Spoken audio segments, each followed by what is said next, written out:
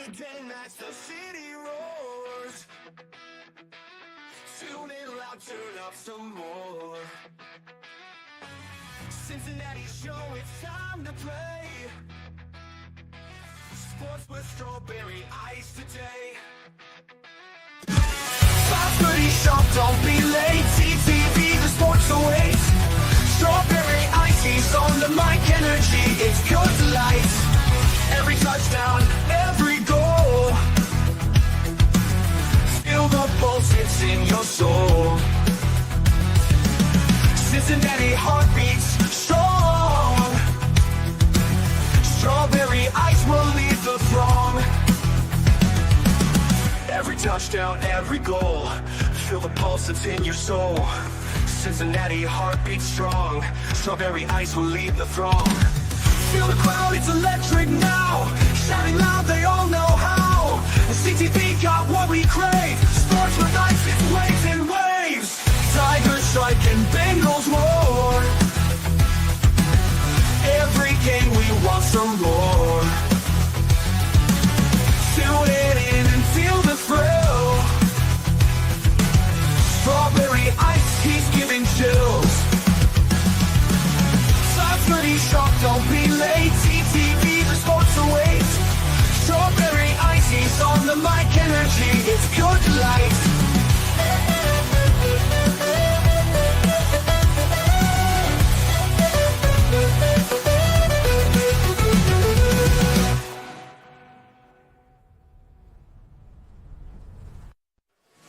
Weekend as the city roars. Tune in loud, turn up some more. Cincinnati show, it's time to play. Sports with strawberry ice today. 5:30 sharp, don't be late. TTV, the sports awaits. Strawberry ices on the mic, energy, it's good delight. Every touchdown, every goal. Feel the pulse, it's in your soul.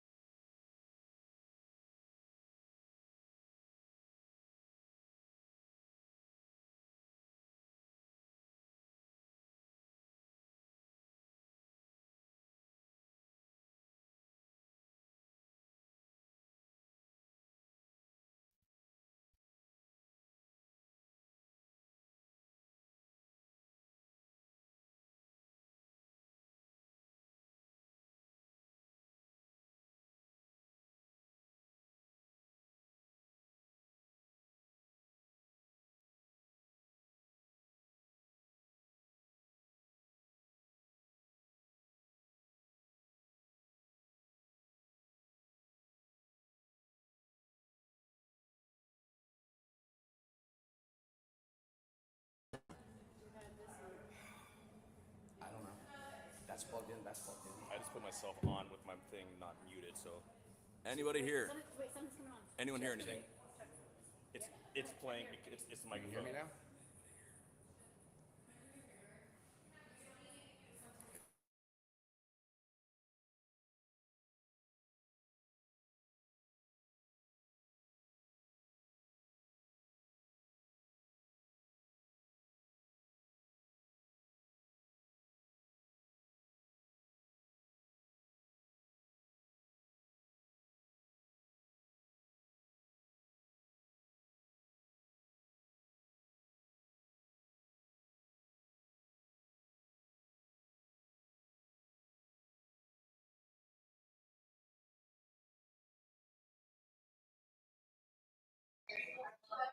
Can you hear me there? You say don't use this because it sounds like crap. Yep. You guys hear me now? Yep. Check 1, 2. Yep. Okay. But you won't be able to hear. You won't be able to hear where? All right. All right, try this again. I don't know what the heck happened there. Everything was hooked up, and I don't know. Technology sucks sometimes. All right, so like I said, we are live here at the Moerlein Lager House. Come down and join us tonight, each and every Tuesday, from 6 to 8. Happy hours extended from 3 to 9. We have $5 drafts, house wines, well drinks, and $2 off appetizers. So come on down. Also, prime rib Tuesday. So if you guys want some delicious steak, come on down here on Tuesdays. And I need your help, people. We have the Terrible Towels coming in this next home game. We need Houday Nation to show up. Come down to the Mercedes-Benz and Fort Mitchell at Moerlein Lager House. The pregame experience is 3 hours for every game. It's the best deal on the banks. It's $75.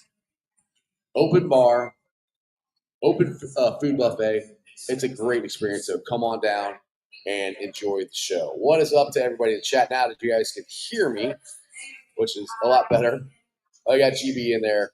ZTV Online, Joey Carr, Brad, Tony Blazin, Augie. Everybody's there. What is going on? Let's go with GB here before I bring in Joe. I'm depressed over the Bengals season, leaving the house, quit my job yesterday. That's very depressing. Hopefully things get better for you. But with that being said, I'm going to bring in the most depressed Bengals fan there is, Joe Farfsing. What's up, Joe? I'm just Hey, $10 to anybody who gets that reference. So I'm not giving you $10, Jim. What? Why not? I like $10. I don't have $10. I work for free. I work for food. Yes, delicious food here at Moerlein Lager House. Good You shit. had this plugged into the headphone jack, not the input, so try it again. I'll get switch it back. All right, let me try to switch this back, people. Here, I had something plugged in wrong. Of course, something I did was wrong. Let's see here. Is that better? Bengals suck. And yeah, that's kind of. I mean, Joe Burrow's really good. Jamar Chase is really good. This team is completely and utterly frustrating. Yeah, there's about five starters that are quality, and 17 guys that kind of suck ass. The thing that turn up Joe's mic. Well, we're on the same thing. Oh, okay. Okay. I turned his mic up. I turned mine up. So, Am I loud and clear now, Brad? he's very, very loud. But yeah, so what's frustrating about this team? Like I kind of talked about yesterday on the show. The defense came out and played like ass the first half. Offense could go all the way down the field, and we couldn't get a touchdown. Then I don't know what happened. The second half, Zach Taylor kicked him in the ass. They decided they wanted to play. Defense played really good in the second half, all until the last play. Offense played awesome. I mean, that was the best probably until the field goals he missed and the last play on the defense. Probably the best amount of football the Bengals have played. We had 2 3-and-outs for the Chargers. Get the ball back. Money Mac shooter. All he's got to do is kick, it should be a chip shot for him of the field goals he's made. Can we change his name from Money Mac to Maybe Mac? Yeah, he's Maybe Mac now. But with that being said, that's what's so frustrating is like they played so good, and they make plays to not win. You know, instead of making the plays to win, they do what they can do, or almost to try to lose the game. I don't think they're trying to lose the game. I mean, I'm just frustrated, Joe. I'm extremely frustrated. We thought we were past this. I mean, went to the Super Bowl in 21, went to the AFC Championship game in 22. Like, this isn't the same Bengals. Like, they're getting stuff. They're spending money in free agency. Right. Last year was kind of thrown off by injuries, but listen, they're still, I mean, still not drafting terribly well, but they're still in a good shape. Everyone comes in relatively healthy outside of a couple guys on the defensive line. And this year has just kind of been a shitter since the go. I mean, we had the 0-3 start, which everyone's like, oh, no big deal. Well, Bengals can overcome it. That's what they do. Well, they have been. But every season, right. it's The 53-man roster doesn't stay the same. The talent doesn't stay the same. The other 31 teams don't stay the same. It's you look at where they are, and I don't know if they're even as good as a 4-7 team because you look at they're good at the 4-7 team because they've had they're 1-6 and one score games. I mean, that's what's so frustrating is they are good. They're just not good enough to finish these games right now. And it's just that's more of just the genius that is Joe Burrow, Jamar Chase, and Trey Hendrickson, and T. Higgins when he's actually on the field. I mean, he's been there for 6 of 11 games. When if those guys aren't on, they're getting their ass kicked. Like that's what happened for the Philly game. They weren't on, and they struggled. All 3 of those guys need to be on. And Trey wasn't even overly productive. Can't necessarily blame him because he was going up against Rashawn Slater, who's a terrific tackle. There's one play where they literally had 3 guys on Trey Henderson. They had a guard, a tackle, and the running back on him. Yeah, and we still couldn't get to the quarterback. And there was another play to where a tight end took down Sam Hubbard. Hubbard, over the past 2 games, and again, 2 games, small sample size, out of all defensive tackles that are graded by Pro Football Focus, he is the last. He has the worst grade in run defense and the worst grade in pass defense or pass rush. Why is he getting snaps over Myles Murphy? Even Joe Osai. I think Joe Osai had a solid game for what we expect from Joe Osai. He looked pretty decent.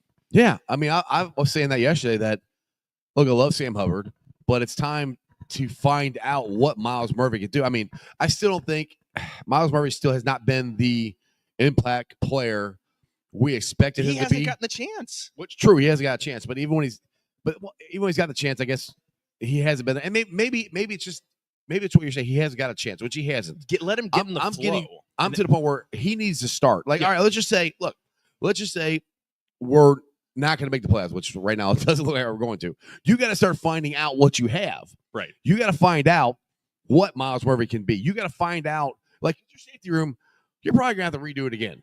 I mean, most likely. I mean, and you got Jordan Battle and you got Tyson Anderson. Put them out there. I want to see Tyson Anderson. Again, it can't be any worse, right? He's a special team stud. He's got a ton of speed. I don't know what he's going to be doing in coverage versus NFL receivers. But, yeah, just see what he can do. Or Deshaun Anthony. Yeah. Again, he's shorter, but he's a ball. He was getting more plays than I thought at the beginning of the year because he's the one that made the play in the Chiefs game. Twice he got screwed by. I mean, the one again, the pass interference. Yeah. Whatever. We can debate that. They had 5 penalties on one play against us the week before, and they call any of them. You call that one. And that wasn't the one that pissed me off. It was the illegal contact on Kelsey when there was no contact on Kelsey. Yes, and that kept the drive going. Yeah. But I mean, that's the point where I'm at now. Is like the Bengals have got to find out what they have with these guys. Like I said, Myles Murphy. And as Brad says, he needs more consistent playing time. Yes. Like you can't judge guys if they're not getting get them starter reps. You can't just put them in and just a handful of snaps. What's the worst going to happen? It can't be any worse on the defense. Right. If he gets out there and he gets stoned, then you got Sam Hubbard. Right, go put him back out there. Exactly. I mean, Myles Murphy should start and get the majority of the snaps. I'm not saying he should get Sam Hubbard snaps for the rest of the year. Yeah, Sam Hubbard should be on the bench and just for sub packages, to give the guys a rest. Right. Put Joseph Osai in there. Put whoever. I don't care. You got to find out what you have. Cedric Johnson, the guy that was a 6-7. I forget. I think it was a 6th-round pick. He's barely active, but again, just throw him out there. Right. We know what Sam Hubbard can do. It's not much anymore. Again, he's not the same. I mean, everybody loves Sam Hubbard. Yeah, I don't care. Again, he's been a great Bengal. That time's passed. Don't be nostalgic. Get rid of guys that aren't performing, and that's the problem. The coaches do the same crap that we as fans do. What can you do today? Not what you did yesterday. It's what can you do today? What can you do tomorrow? Lou, I think, is to the point he's too loyal. It's Marvin Lewis bullshit. Yes, and that's what I don't like. It's like you draft these guys. Like other teams draft players and they're coming in and make an impact immediately. We got guys. I mean, Myles Murphy's a 1st-round pick. Why are you not starting him by now? Why is he not getting? Because one of the biggest problems on this defense is we're not getting enough pressure. Yeah. We got Trey Anderson. The only other guy that potentially could do it is Myles Murphy, and I've been saying this for weeks. Get him out there. Let him see what he can do. Exactly. And again, if he struggles, he struggles. Okay, he been injured and he's in year 2. It was. And I go back. Was he a smart draft pick for the Bengals? I don't know. We don't know yet because we haven't seen what he can do. Well, right, but I mean, in terms of he was picked around where he was projected later in the first round, and he was someone who was not going to step in and be an immediate impact because he was more developmental. That was stuff known, and it's not like cool. You draft that knowing that. Well, now we're in year 2. You've had a year and a half of development. You need to let him out there and see what he goes because again, it's not as if he's not as guys that are performing on the side. We don't have anybody else. Exactly. Why is he not playing more? Exactly. And those are questions that anytime Lou gets asked, he'll come up with something. Oh, he's working in the right. It's the same bullshit for every single young player. Like he's doing the right things and he's here. Like I don't give a shit. He can be there for the wrong reasons. Let him see what he can do. If he sucks, he sucks. If he's good, he's find good. out. We know the guys that are here suck. Because the thing is, at this point in this, you got to figure out, and like you said, you got to figure out what you have to go into the offseason with a game plan. Like, okay, we actually have something with Miles Murphy. We think he might be our other defensive end of the future moving forward, or he's not. We got Jordan Battle. We got Tyson Anderson. These guys could be parts to our defense for our. I don't by no means think either one of them are going to replace, and we should keep them there as the starting safeties next year. But find out what they have, so you know more about them, what they can do in game situations than you do now. I mean, Tyson Anderson playing awesome on special teams. Yeah, he deserves more playing time. Unless when he's out there during practice, he's just in the wrong spot, which I don't think. Again, you're seeing where he is on cover. So obviously he understands how to be where you're supposed to be in the scheme. Unless he's just getting roasted, can't make plays on the ball or whatever. And who knows? I don't care. So let me ask you this. Yeah. Now we're at the bye week. It's a good time for reflection and just kind of taking a beat and seeing where you are. Who on the defense? We'll start on the defense. Who on the defense is someone that should be here in 2025? Trey Henderson. Yeah. Chris Jenkins. I think he's one. And the rookies, I would exclude rookies because obviously they're not these aren't guys you have to have. These are guys that you're not gonna question. Guys that you're gonna evaluate. Yeah, but these aren't guys that you're evaluating. Logan Wilson, I still think is good. Yeah. I think he's playing. I would like to see. That's not where I like to see Akeem Davis-Gaither. Maybe try to get some more playing time. Taking some snaps from Pratt, see what he can do, especially in pass coverage. Yeah, I mean, I think I don't think our linebacker room is awful. So there's other things that we need to fix. We need safety. We need another cornerback or two. We need or 5.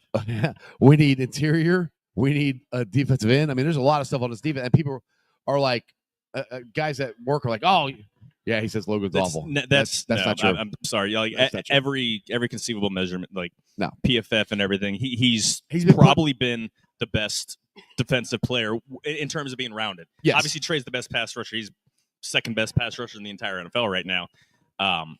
But in terms of run defense, in terms of pass defense, Logan Wilson's solid. He's not going anywhere, nor does he need to go anywhere. Logan Wilson's fine. He's a good player. People are asking me today at work, like, man, we're going to suck for a couple of years now. Well, you can't fix this many holes in one season. I'm like, well, you can. Like they damn near did it in 21 when they signed. If I'm right, they signed DJ Reader in 2 years. These two go. I forget. It's DJ Reader, Cheetah Bouzier, Trey Henderson. 21. I'm trying to say Reader was 20. All right, so it's 2021. I know they in 2 years they fixed a lot because when before Zach got here, we had a historically horrible defense. Yeah, and they were bad in 2019 as well. And everybody goes back to I keep going back to when we drafted Joe T and everything. Oh, of course those are easy ones, but people forget they drafted Logan Wilson, they drafted Akeem Davis-Gaither. So that was another really good draft. So there has been. This is where I get tired of people going, oh, the Bengals can't draft it. The last 2 years drafts have not been good. This year's looks like it's been good. The 2 years before that, the drafts have sucked. 21. So, the only player from 21 who's legitimate player is Jamar Chase and McPherson. Even if McPherson were, I can't remember who else they had. Even if Money Mac were kicking to where he's supposed to be, you drafted a kicker. You don't get credit for that because most teams get undrafted free agents. My point is they can fix it. It might take 2 years. They need to nail Yes. picks. They need to nail picks. They need to nail free agents. every NFL team needs to nail them. But they don't have the depth to cover up if they miss a pick. The Right. Chiefs, No, Chiefs can miss a draft pick or miss Well- a draft. Have a bad draft. Well, the thing is, we're missing not draft picks. We're missing entire drafts. You cannot. Exactly. No NFL team can miss an entire draft, and we've done that. If you miss almost an entire draft 1 year, that sets you back for a while. So that's where they've got to somehow figure out to get back to where they were when they were hitting on the draft and hitting on the free. Because the thing is, like the free agents, they were nailing it up until the last 2 years, and you can't rely on that. Yeah. But that's where it has to get back to its free agency and draft. Yeah. And things like look. When you have guys playing as good as Joe Burrow and Jamar Chase are, all you got to do is hit on a couple of them. You don't have to hit on everything. You got to be able to have guys who could be comparable, be in the right spots, make the plays. That's where it can be fixed in a year. I do believe that. It can go, but because you have those guys, and I'm seeing stuff that they're not going to sign Jamar Chase. Jamar Chase isn't going anywhere. They're going to sign off, Jamar Chase. He's controlled for 4 more seasons after this. They've got the 5th-year option that they already picked up that they're going to have him for in 2025. They can tag him in 2026 and double tag him in 2027. Yeah. He's not going anywhere at least until 2028. Well, hopefully they're going to sign it. They should just sign it. Whatever the hell he will. wants, they should sign it. And they will. Bengals pay wide receivers, wide receiver ones, and they pay quarterbacks. Now, all right, I got a question for you because people keep bringing this up, and Dustin's bringing it up here.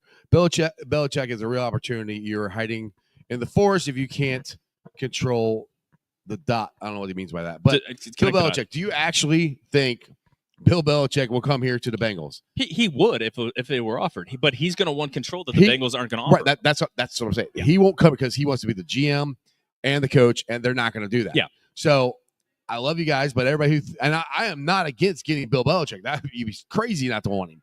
But that's not going to happen here. No, absolutely. Because he's not going to get control. And that's not an unusual thing. I mean, lots of NFL owners, that's why he didn't go to Dallas. Yeah. I mean, so I don't see that happening whatsoever. I mean, it would be nice, but I don't see that. I mean, it's like I remember back in the day in the 90s when Jimmy Johnson left the Dallas Cowboys. I'm like, ooh, we should go get him. Yeah, well, went to, that wasn't going to happen. Went to the Dolphins. Yeah. So yeah, it's do you know who I want to see as a head coach? Who? Ben Johnson, offensive coordinator for the Lions. You see the numbers they're putting up. Could you imagine that mind with Burrow, Chase? So I have a question. Chase Brown. If he comes here and he's calling the plays, would everybody get mad at him too? If he sucks calling plays, yeah. But I have a question. Does Zach suck at calling plays because they're averaging 27 points a game? Look at the plays. Look at how the plays are designed. How many guys are getting open? Or are these plays? No. Or are these plays of Burrow? Look at last week's game. How many of those plays were first looks? Or how many of those were the plays breaking down because the offensive line sucks? Burrow's having to step up, scramble, and find somebody, and that's where the yards after catch are coming from.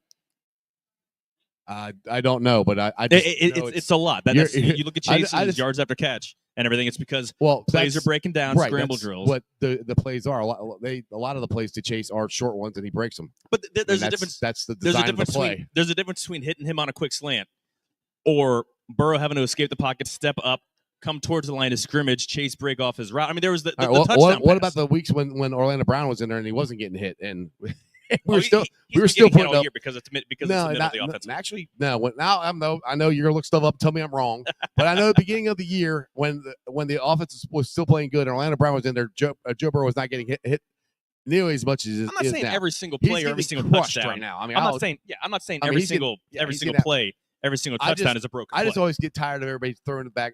Like I don't give a shit if Zach called the plays or not. I don't think that's the issue of the fucking team. It's not the issue. I get tired of the issue is bringing the defense. that up. It's like, it's not the issue because he's not calling the play. I'm like, look at this. People, we're giving up 30 fucking points a game. What do you want? That's the problem. Look at Evan McPherson who missed the field goal. That's the problem. Now, does that come down to coaching? Sure, it might. And does Zach deserve blame on this? Yes, I think he does. But when people keep coming back to me and saying, "Oh, Zach," it's still after 4 freaking years of this, when we've had one of the best offenses, we went to the Super Bowl, we went to the AFC Championship game, damn near made the playoffs last year. They didn't have the best offense, though. They had a good offense. They didn't have the best offense. Zach really needs to give up the play call. Like, that's not the problem with the team. But get tired of it. You guys are banging on a drum and it's just that's not the issue. Okay, so Hasn't been. let me ask you this: the Bengals fierce comeback. They So, came back. all right, hold on, I got a question. So if Paul Painter, let's say he's the offense coordinator, all right, and the offense runs exactly the same thing, huh? Who? Paul Painter, the offense coordinator. Paul Pitcher. Sorry, Dan Pitcher. Dan Paul, Pitcher. Paul Painter is Yeah, he's a commenter. commenter. Dan Pitcher. say he's calling the plays. Fine. I really wish that Zach would just do this so everybody could shut the hell up about this. The pitcher calls the plays, and the offense looks exactly the same thing. We're doing the exact same thing, and we're getting the exact same results. Then what are you going to blame? I'm like, that's not the problem with this team. I don't care what anybody says. The play calling is not the problem with this team. Could they be better? Could they run the ball more? Yeah, but I mean, Chase Brown had 140 yards. I mean, well, all purpose, yeah. Come on. I mean, what do you guys? That's where you guys. Just again, the drive me problem. nuts. There are a multitude of problems with the Bengals right now. It's not problem one is play calling. That's problem 3 or 4 down the list. 5, 6, 7, 8, something like that. I think it's closer up because here's the issue: the Bengals come back these fast and furious comebacks, right? What happens every time they come back and it's a close game? Like they'll come back and tie it. Defense gives up a go-ahead touchdown, or we miss a field goal. What about the offense? Or the defense misses a interception, or something like that. And then if you go to the offense, sure. Then or the offense messes up. It's always something. It's right, never. But it's never one thing. That's what I'm trying to tell you. You want to blame it. That's everyone wants to blame it on Zach and the play call. It's not one thing. That's what drives me freaking. That's why insane. I literally just said there are a multitude of problems with the team.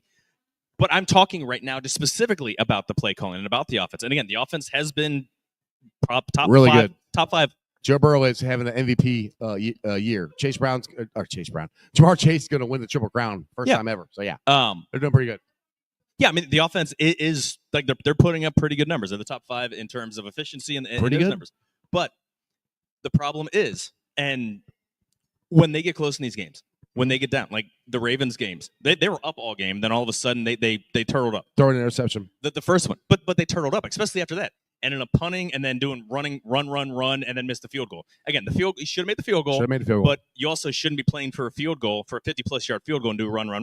I don't disagree with that. The 2-point conversion the in biggest Baltimore. problem with the team. I literally haven't said that. I'm sorry, but you can complain. That was that's you're missing my argument that everybody keeps blaming is Zach Taylor. Yeah, and I agree with you, and I agree with you. But I'm saying it's not as if he's blameless in any of this. No, I'm not saying he's not blameless. I'll get that out there. I'm not saying he's not blameless in anything. No, I mean everybody can be blamed on this when you're 4-7 and you're 1-6 in one score games. The problem number one with this team is the front office. I've just been hearing that I agree with. I just get tired. I've been hearing the same narrative for the last 4 years, and I'm like, just find something else to complain about because I'm just tired of hearing about it. But I will. I mean, you also can't ignore a problem just because there are other problems. Just because you have a hole in your roof doesn't mean that that's your toilet. But that's isn't not running. the biggest problem. Right. It's not as big of a problem as everybody makes it sound out to be. That's what I'm trying to say. Everybody acts like that's going to fix everything, and it's not. Well, no, I mean, yeah. If you're planning on like, if you think that better play calling is going to make the Bengals 8-3 right now, no, absolutely not. No, but all right, so better play calling the team is 6-5 right now, maybe, and they're in and then they're in playoffs. But maybe. yeah, I mean, obviously, again, problem also, number if you one. make plays on defense and you don't miss field goals, you don't miss interceptions. Right. But again, I mean, there's lots of other things that could be there. But I do want to go back to your point where you said the front office, and that's where, to me, the biggest problem has been the last 2 years of missing on free agency, missing on draft picks. Yeah. I mean, I did not know losing Jesse Bates will be this big of a deal to this defense. I mean, I knew it'd be bad, but it has not been anywhere close to the same as it was when he was here. If you replace Jesse Bates with an average NFL free safety, defense is okay. The problem is we can't find one. Yeah, the problem is can't identify the right safety. The problem is Von Bell got old. They didn't replace him with anybody better, and they brought him back even older. The problem is Chidobe Awuzie is gone. Eli Apple's gone. Hey, whoa. Are you saying Eli Apple was good? Because I had to defend him a lot, too, because everyone wanted to get rid of him, too. For a starting cornerback, no, it wasn't great. But for someone who was cornerback 3, cornerback 4. He was never supposed to be a starting cornerback 4. Right, so exactly. He was there as depth, and he got pressed in because guys got hurt. And as a caliber, like a decent caliber of cornerback for where he was supposed to be. Oh, No problems whatsoever. I'm not disagreeing with you. I'm going to keep defending Eli Apple. So he was brought in at the end of camp, like right before the season started, and he played well. I have no problem. Yeah. Again, did he get toasted? Yeah. He wasn't brought in to be the starter. Right. He was starting because of injury. Goes back to your point there. Now that was depth that we had, which we don't have now. Which actually I want to take that back. We might have had more depth in the secondary than we thought. I mean, look how good DJ Turner played. Look how good Josh Newton played. Now both of them got injured, but I mean, Newton's fine. He didn't get hurt. I thought he hurt his shoulder. No, that was DJ with the clavicle. I thought that. Okay, well, good. No, Newton finished out okay. All right, I'm glad. I mean, I remember him getting hurt. All right. Well, either way, I'm glad that Newton's okay. That's the thing is, they both played really well. Why weren't they getting more playing time? And the thing is, like, and I'm calling for them to bench Sam Hubbard or bench Geno Stone and play some of these young guys. He finally benched Cam Taylor-Britt. Yeah. But what took so long? Well, I love Cam Taylor-Britt. I do, but he doesn't deserve to be getting the play time he was. I look at it this way, and I'm in complete agreement. Like, swap him out. Like, I'm not saying throw him to the bench, cut him, and anything like that. But DJ Turner was beat out by Dax Hill for the starting position. That's the one, and that's the thing that really hurt us. I think more than people realize. Dax going out. Dax going out. Yeah. Dax was our best cover corner up to the first 3 games. He looked. Percentage-wise, if you look it up, he was. I know that part. He looked the part. Again, who knows how he would have held up for an entire season? I don't know, but he absolutely looked the part. He was playing good in terms and that of hurt. coverage. Let's look her up real quickly here on the. So, actually, Fig in a lot fewer snaps. Fig and DJ Turner. Actually, DJ Turner has a higher grade, or has more snaps. But at the point that Dax, was the best cover corner that they had. Yeah. Again, who knows? This is his first year playing starting cornerback if he would have held up, but he's got the physical attributes and he looked comfortable. Right. So that's part of why DJ Turner wasn't out there getting much because he just got beat out for a spot. Yeah, but Dax has been hurt for over a month. Where the hell has he been at? Why wasn't Turner playing more? He was starting. Huh? He was the number 2 corner. DJ. Oh. All right, never mind. Yeah, like CTB was on the other side. Yeah. Now Josh Newton. Newton. That's who I'm talking. Why wasn't Josh Newton playing more? Like that's because Lou doesn't like swapping guys in and out. And again, CTB's been playing terrible pretty much since week 2. I mean, he played well in Kansas City, but since that point, he's played. It's been rough. Like he made that great one-handed interception and crazy. I mean, still one of the most ridiculous interceptions I've ever seen. Yeah, but it's been downhill since then. You don't have to bench the guy; just rotate guys in. Give them try to figure out play the hot hand. If you're not giving anyone reps, how are you going to play the hot hand? You're just playing the only hand. And Mike Hilton. They need to figure something out with Mike Hilton because he played good Sunday night. Right, but that's the problem. He's not getting younger, and there's no one to take his spot. They don't have anybody. I think that's because I think that's Deshaun Anthony. Like what they're hoping he turns into. It could be. I mean, I honestly thought it could have been Dax Hill. I thought that might have been his future spot. But I mean, the way he played outside, first 3 games looked really good. So right now, yeah, it could be Anthony. But the way Mike Hilton's playing right now, he's the one cornerback that's actually playing consistently good. So to me, I'm like, I want to play young guys, but I mean, the older guys still playing pretty good. I'd play them because you have to play people who are playing good right now. You can't just completely give up on everything and just play all the young guys and just be done with it. But you work them in at least. They hadn't been doing it. Yeah. And the problem with Mike Hilton is, and this is his entire career, he's exposed when he's putting man-to-man coverage because he's small and he's not fast. He's quick, and he plays ferocious, but he's going to get beat if he's matched up on a decent wide receiver or put up on a tight end. Like they're going to burn him all game long. So no, we don't know Lou personally. No, I would. Yeah, but we're not in Long Island. He only associates with Long Islanders, I think. I've seen him on the practice field. Said hi. That's about it. I've seen him on TV. Now, one thing about this offensive line, which they're playing awful. Now, the funny thing is, when Orlando Brown is out there, to me, and again, you'll probably look up stats and tell me I'm wrong, but by eyesight, to me, obviously the offensive line plays better, but it seems like the guards play better when he's there. I don't understand why that is, but it just seems like it. I don't know if it's communication That could be it. Volson is terrible on stunts. Like he cannot pick up a stunt for the life of him. And maybe With Orlando, Brown is a lot better at passing them off, so he's not having to guess or he's not trying. Like I don't know. because I mean, the last 2 weeks, Burrow has just gotten destroyed. The interior and if someone made a comment about Ted Karras. Ted Karras has been fine. Like is he an All Pro or Pro Bowl? No. I mean, he didn't look great. Middle, but he's a middle of the pack, like center, and like he's fine. Like you can play like if he's the weakest link on your offensive line, you're doing really well. The problem is he's the second best offensive lineman right now because Cody Ford's been out there for several games. Hopefully, Orlando Brown will be ready to go after the bye. I hope the God Orlando Brown gets because when Orlando Brown is out there, I guarantee you the offensive line will play a lot better. But of course, I mean, I even mean the interior. They just do. I don't know why. Cordell Volson plays better. And it might be, like you said, it might be communication. It might be that he does help him with the stunts more than anybody else does. So I mean, that's what gives me hope because everyone out here I think is looking for hope. Well, some people are. Some people just giving up and saying, Blackburns and Browns are the team. We're never going to win. Yada yada yada. Poor chop. I'm talking to you. My hope is. I don't disagree. Well, at least not sustained. And then that's the thing. It was like, hold on. Let me get to my point here, and then I'll go back to what we're going to say. With 6 games left, they won 10 in a row before. Now, granted, the defense is better, but Burrow and Chase, and if Higgins can stay healthy, and hell, put Chase Brown out there, the way this offense is running, the offense can run off 6 in a row. Can the defense play like they did for the second half, the majority of the season? If that happens, they can reel off 6 in a row and make the playoffs. But that's a big if.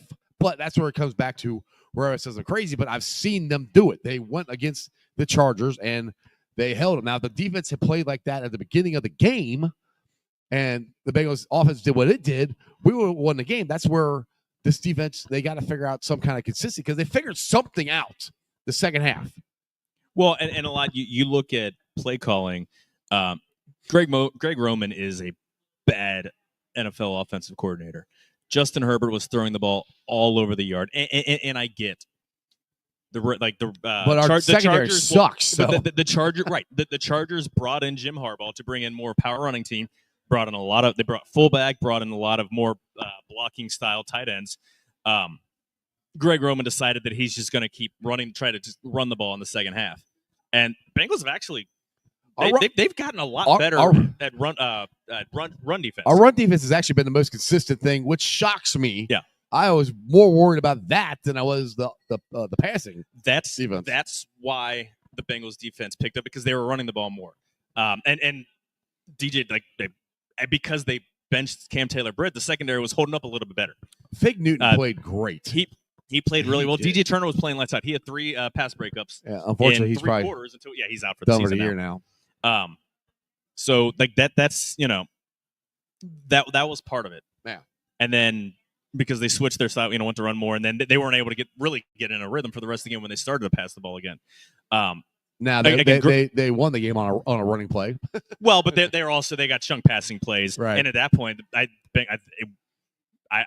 wanted the Bengals to just give up the touchdown just to give just to give you one chance. Otherwise, they're going to down it and then kick a field goal. I was thinking, I'm like, just let him score so Burrow go down and score again. Yeah, I mean, and the thing is, it's got to be so demoralizing. I mean, to me, it's got to be so demoralizing for the defense for them to actually make back-to-back 3-and-outs, and the Bengals go down, and Evan McPherson misses 2. Like I said, for him, they're chip shots. One was the 48-yard.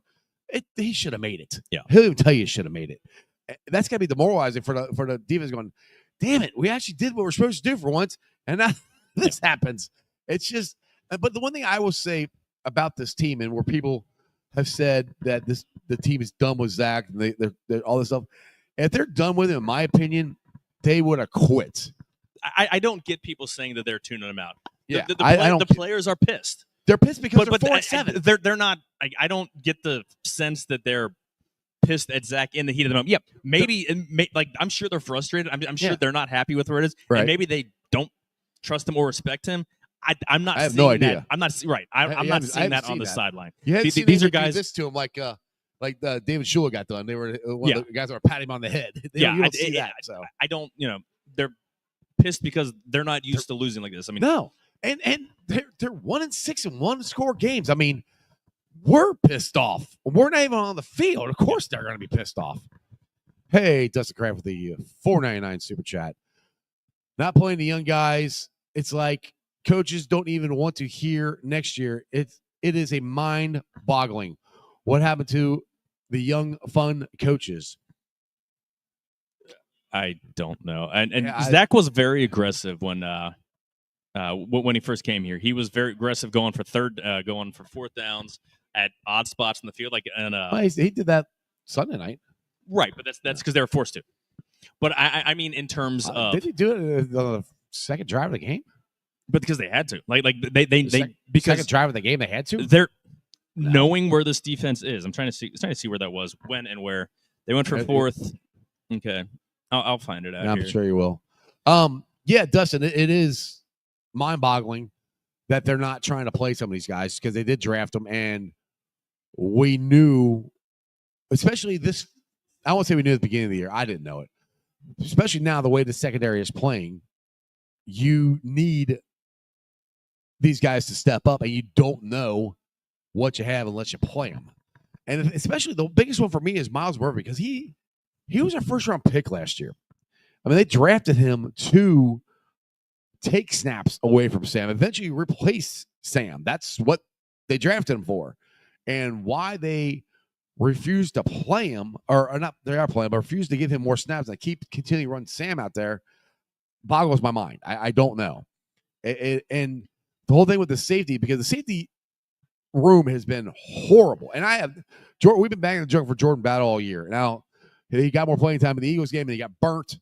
I mean, I think he's looked better last couple weeks. Tyson Anderson, absolutely. I keep throwing it out there. I have no idea what he'll do, but I just know he's playing good in special teams and he deserves a shot because Von Bell ain't got it. I love Von Bell, but he doesn't have it anymore. Those are the things where, especially when you're 4-7, if you're 4-7, just, I don't want to say throw shit up against the wall, but you might have to at this point because what you've been doing isn't working. Yeah, absolutely. You need to, like, you're in panic mode. And I mean, granted, you should have been in panic mode several weeks ago when they were 4-5, after, was it the Browns or the Raiders that brought them to 4-5? Yeah. Like, every game is a must win at that point because you're not winning you're not winning the division at that point because the Steelers and the, especially after you lose the Ravens, you're 1-2 in the division. They don't show urgency, and that's what's frustrating. Bengals were 3 for 3 on fourth, and I'm trying to find. I'm trying to find them the first. Like, they scored 2 touchdowns on fourth down. One was at the 4 to Chase, and the other one was on the slant. The other was the 42-yarder over the top. I'm trying to figure out when the other one was, but yeah, it wasn't early. No, I thought for sure. Maybe I'm wrong. But I thought for sure he went 1-for-1 pretty early. In 2021, like, everyone lost their shit. I think it was 2021, the season opener against the Vikings. He went for the fourth. It was like 4th and 1 from their own 35 and missed it. Yeah, and they don't win that game anyway. But and I like that. Like, that's playing. I still like. That's going by the numbers. He went for a 4th down in the Super Bowl. Yeah, and I like that. I mean, I remember. I think his very first game in Seattle, he went for on 4th down. And I'm like, ooh, I like this. Because, I mean, Marvin was so conservative. Yeah, for us, it was the change. Marvin would never go for it, ever. And it's almost like Zach has gotten Bengalized. Like, he has taken the personality of Marvin Lewis. In terms of that, now he's a lot. Don't put that on him. Don't put the hex on him. He's a lot less irritable in press conferences because Marvin just hated press conferences, and Zach is at least cordial, talkative, and has some bit of a personality. But in terms of just the aggression, like the aggression is completely left, and it's frustrating as hell. See, I don't know. Like I said, maybe I'm too much of a Zach fan to see that because I still think he's aggressive. I mean, I still think he's going for a 4th down and stuff when he doesn't have to. I mean, but like I said, maybe I'm too much of a Zach enthusiast to pay attention to that because, again, I'm not saying Zach's doing everything right. There's things he can do differently, obviously. If it's 4th and less than 3 and you're in plus territory, don't punt, don't go for field goal. Like, that's, and if you look at the numbers, win probability, and a lot of that is skewed. So one thing I'll put to you this way: I agree with you, but this is, I think the caveat to it is Money Mac, when he was Money Mac, made so many game-winning field goals for us. He's made so many more of those than he's missed. I know that this year is not been good. Yeah. That's, I think, still in Zach's head going, all right, I could take a chance and I could try to get this here, or I could have something that has been automatic up until this year and money and shooter. I think he needs to change his thought process on that now, because Evan Pierce is not automatic right now. But even if he were, 2 field goals is less than 1 touchdown. Even if you go for 4th. But do you understand what I'm saying? Well, right. Yeah, I'm not saying that you're wrong right there. I'm just trying to think of Zach Taylor's mindset of what it is. I go for this, or this is more. It's more one in the hands versus 2 in the bush. You'll take the sure thing over right. The fact that there's a bigger payoff. Yeah, he's saying the sure thing is the field goal. At least it was. And I get it, but I still don't agree with it. Well, no, yeah, I'm not. Yeah, I'm not saying it's right or wrong. I'm just saying that's. How are you, sir? What's up, Jim? That's my wife, Jennifer. Augie's. If Mac was money, we'd be 7-4. I don't know about that. Which ones are we? You know, what wins are we changing? Well, this one, I don't think so, because the defense gets 2 field goals at 6 points, and they lost by 7. The Ravens one maybe, but the Ravens still would have had the Ravens still would have had the ball at the end of regulation. You're 6. You can't say they would have lost by 7, but right, they could have had the ball. It's hard to tell. sit there and say because for sure you don't know what's going to happen. Yeah, maybe that's where maybe Herbert's trying to scramble and he blows his knee out because he's trying to make it. I hate the Monday morning quarterback. That drives me insane. The only ones that you can say, like the only time you can say that they would have won is if it's the very last play. Say the other one, the Ravens game.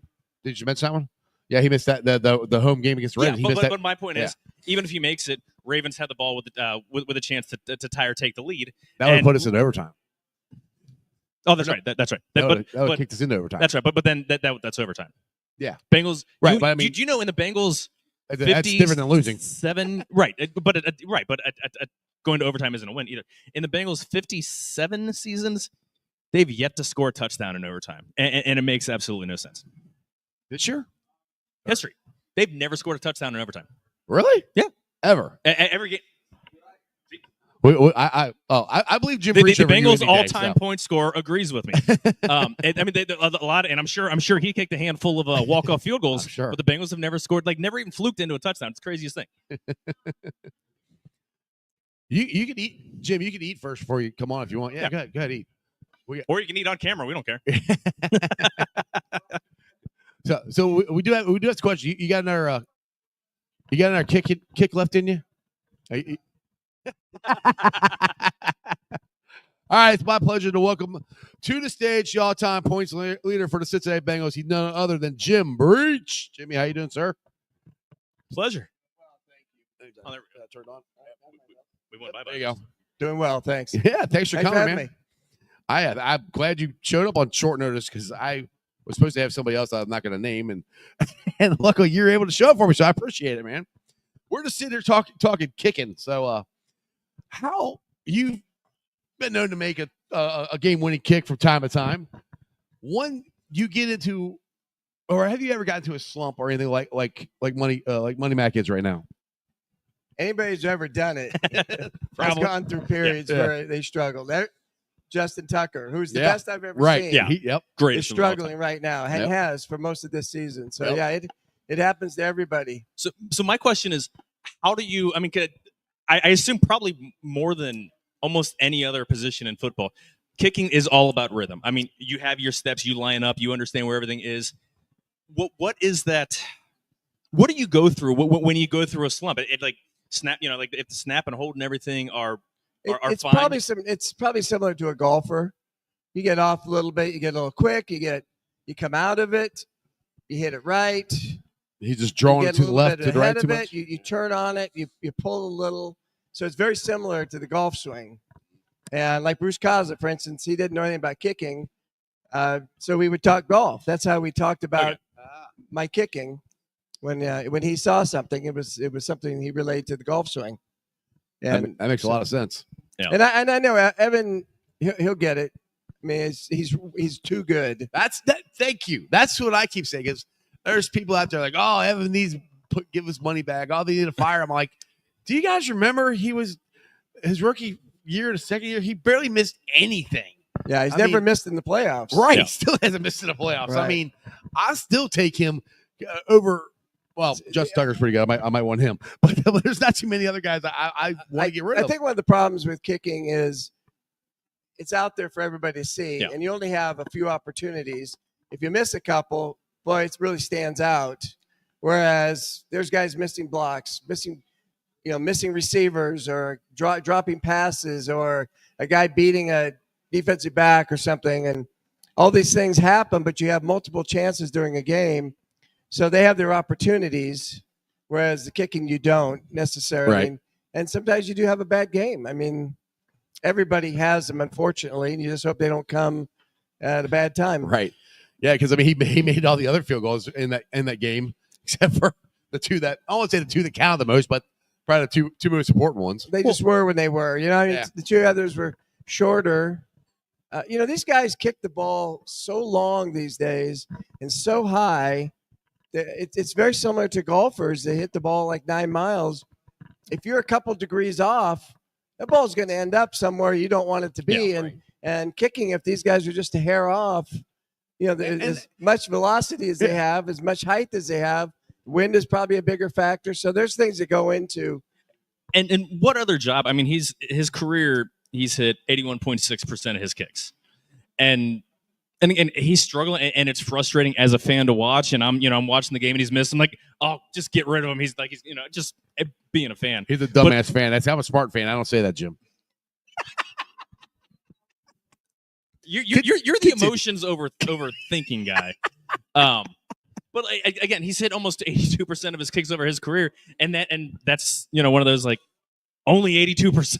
Yeah, because this year he's because this year he's in a slump. So He's 15 here's the to 21. difference.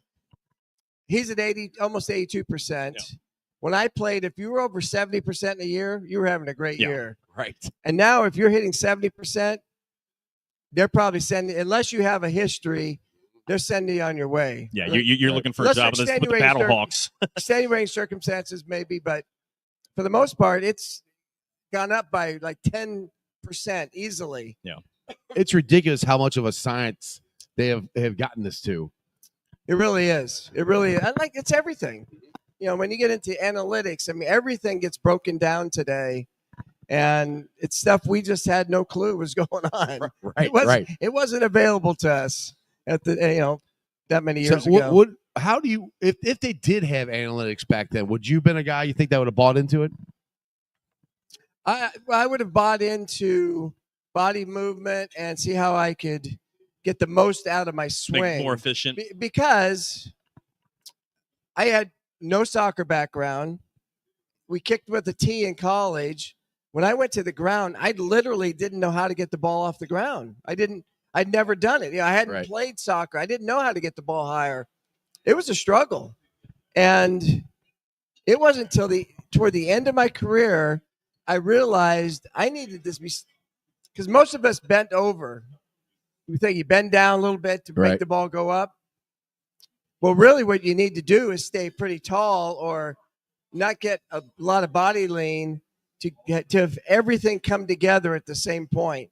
When that happens, the ball just jumps. It goes higher and it goes farther. But it was literally trial and error. How many years did it take you to figure that out? I was in my last training camp. And it's funny because I didn't get a chance to do it in a regular season. I had my best camp ever, and I didn't get another chance.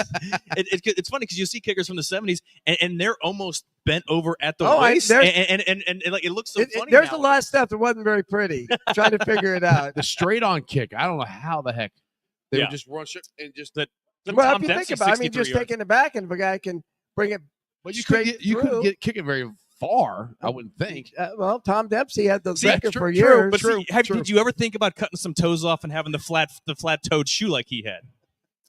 No, I had a pretty small foot, but he also was born with that. So Yeah. it's Exactly. give him a break. So go back to Evans' misses. both of them. I mean, he missed it by that. I mean, there's a couple times I'm watching replay. I'm like, oh, he made that. Then they showed a one right up, the goalpost, and it's missed. They turned on a fan and just blew yeah, it. it's just and they both looked like they're going great, and all of a sudden, it's that minute of a thing, and people are like, well, it's the holder. Well, it's the new because I heard somebody on the radio saying, one fan going, oh, we gotta get a new long snapper, we gotta get a new holder, I'm like, I don't think that's the issue. I mean, look at a snap and holder, and it was great. He just missed it. And he wouldn't say it was the holds. No, of course not. Yeah, the one obviously was to beat Baltimore when the ball slipped out of bad hold. Rico's hands. But apart from that, these guys have got it down pretty well. And when you're missing that close, you're literally a hair off. Right. And it's just coming at times and inopportune times that stand out. I'll give you, for instance. So we all remember Randy Bullock missing the kick against the and pulling Joe Burrow's easy calves. He cramped up basically. Yep. It was a real humid day. Yep. I've actually done that. Yep. I did that in high school in a game. Literally my hamstring just cramped. I barely got the ball over the line. I had no idea what happened. I didn't know I was dehydrated, but the all-time leader in field goal percentage for the Bengals is Shane Graham. Right. Do you know who's number 2? You? Randy Bullock. Oh, did not know that. He was accurate. He was a good kicker. It was frustrating because it seemed like the kicks that he missed loomed large, kind of like what we're dealing with McPherson. It's like if you miss an extra point or you miss a field goal in a game, you're up by 17 points. Nobody cares. It does matter when it happens, right? Yes. And it plays into a narrative about not being or whatever. And I'm not saying that's true or not. It's more just the frustration of when they happen. And again, often. like you can't, you make 25 straight kicks, 50 plus and everything. Like you miss one with game. You miss one. You miss one at the gun. Gary Anderson, kicking for the Minnesota Vikings, had hit 30-something straight. Was that the 98? Yeah. And at the end of the game, he misses a 39-yard field. The only kick he missed the entire season, and that's what everybody remembers, was to put him in the Super Bowl. And they were 15-1, 14-2 that year. Yeah, that was Randy Moss's rookie year. They were Dante Culpepper. Ooh, man. They quit playing like early in the fourth quarter. They just stopped trying to advance the ball. Yeah. They just trying to get clock up, run clock up, and they didn't get the clock run far enough, and Atlanta ends up winning. They had no business winning that game. No. Minnesota might be able to win the Super Bowl that year. Yeah, Atlanta had no chance. Atlanta got smoked. But he missed that one kick, and he literally had a perfect season up till then. Yeah, and like I said, that's what sucks is that every time you bring that up, like, oh yeah, I remember. People remember that. The exact Unfortunately, year. I mean, Gary Anderson played forever. He did. Yeah. And as soon as you say missed kick, 1998 playoffs. That was the Randy Moss, Dante Culpepper. Reggie Williams told me one time, if you want to get the respect of the guys on the team, make the important kicks. Yeah, right. The meaningful kicks. Yeah. And because you don't want to be that one where a game like that, I mean, thinking back to Evans' rookie year or both years they went far in the playoffs. Yep. He made everything. I mean, he carried us really in many ways. I mean, you could count on him. And there's no reason to think that that's not going to happen. Exactly. Continue to happen. That's where we were to have this discussion before you got it. And that's where I think Zach sometimes falls back on that as a crutch where, like, okay, I could try to get this, 4th and 2 or whatever, or I got one of the best kickers in my back pocket. He can just go out here and line up and nail it. And Zach believes, like I believe, he'll make every kick. And I think sometimes Zach might need the way Evan's playing right now, he might need to change that thinking a little bit till Evan gets it straightened out again. Or do you still say, hey, Evan's got this, keep doing the same I thing? think everything's got to be taken into consideration. You have to take into consideration what the wind's like that day. Right. Maybe the wind is a huge factor. And, that Green Bay game a few years ago, if you remember. Split and then the wind's just took blowing sideways. 90 degrees. And these guys were all kicking 50-yard field goals, and the wind's taking the ball all over the place. Maybe if we got a 30-yarder, it might make it a little easier. Yeah, let's work a little harder because the wind is the biggest factor, really. That was the one he celebrated. It was like a 50. I was right about. Like it was good. Yeah. It was good until it wasn't. Absolute split, and then just took a 90-degree turn. And he looks. and they make a big deal. He looks kind of like silly because he's like celebrating He's a kick. where And he was, you can't really tell when it goes past the bar. Yeah. He but probably thought it hit had. it true, and like everyone, like, and it looked and it hit true. the flag. Yeah. I was sitting in that end zone, and I'm like, oh yeah, that's good. He probably thought it was good. I thought it was right? good too. We're celebrating. They're like, no good. I'm like, what? All of a sudden, Like, how the hell? And then I saw the replay. I'm going, you've got to be kidding me. Like, how the hell did that miss? We like, what the hell happened? Right. Our 88 season, I was able to kick an overtime field goal. We win that game. But to get into overtime, Chip Lowmiller had a 32-yard field goal. Yep. The wind is literally blowing in our face and sideways. And in warm-ups, we couldn't hit anything for either one of us. Right. This guy had a cannon. He did. 40 yards was like impossible. And everything was just going right. And there on the right hash, and I'm thinking, there's a chance he could miss this because he almost has to kick this at the left hash and to keep it inside the right. Right. And he hit it more toward the middle and right center, and that sucker goes up and just did the right-hand turn right into the post. Yep. And we end up winning in overtime. So, you got the wind is always a factor, whether throwing the ball, kicking the ball, punting the ball. It's always a factor. Let me ask, how, as a kicker, then how do you judge? I mean, obviously you see the flag at the top of the. Were those there in the 80s? The flags. I know. Like, yeah. okay. Yeah. Toward the end of my career, Way back in the dark days. we were of the lucky they had goalposts. We had some. I still played places where they had two holding up the posts. okay.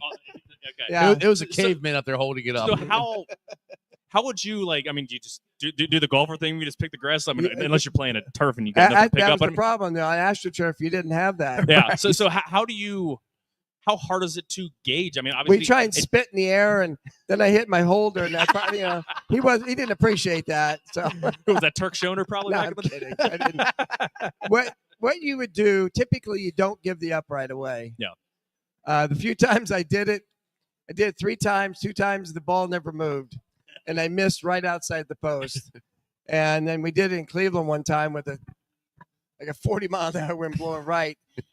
I had a 35-yard extra point. So we had a holding 30-yard extra point. I actually started outside left, and it barely got inside on the right.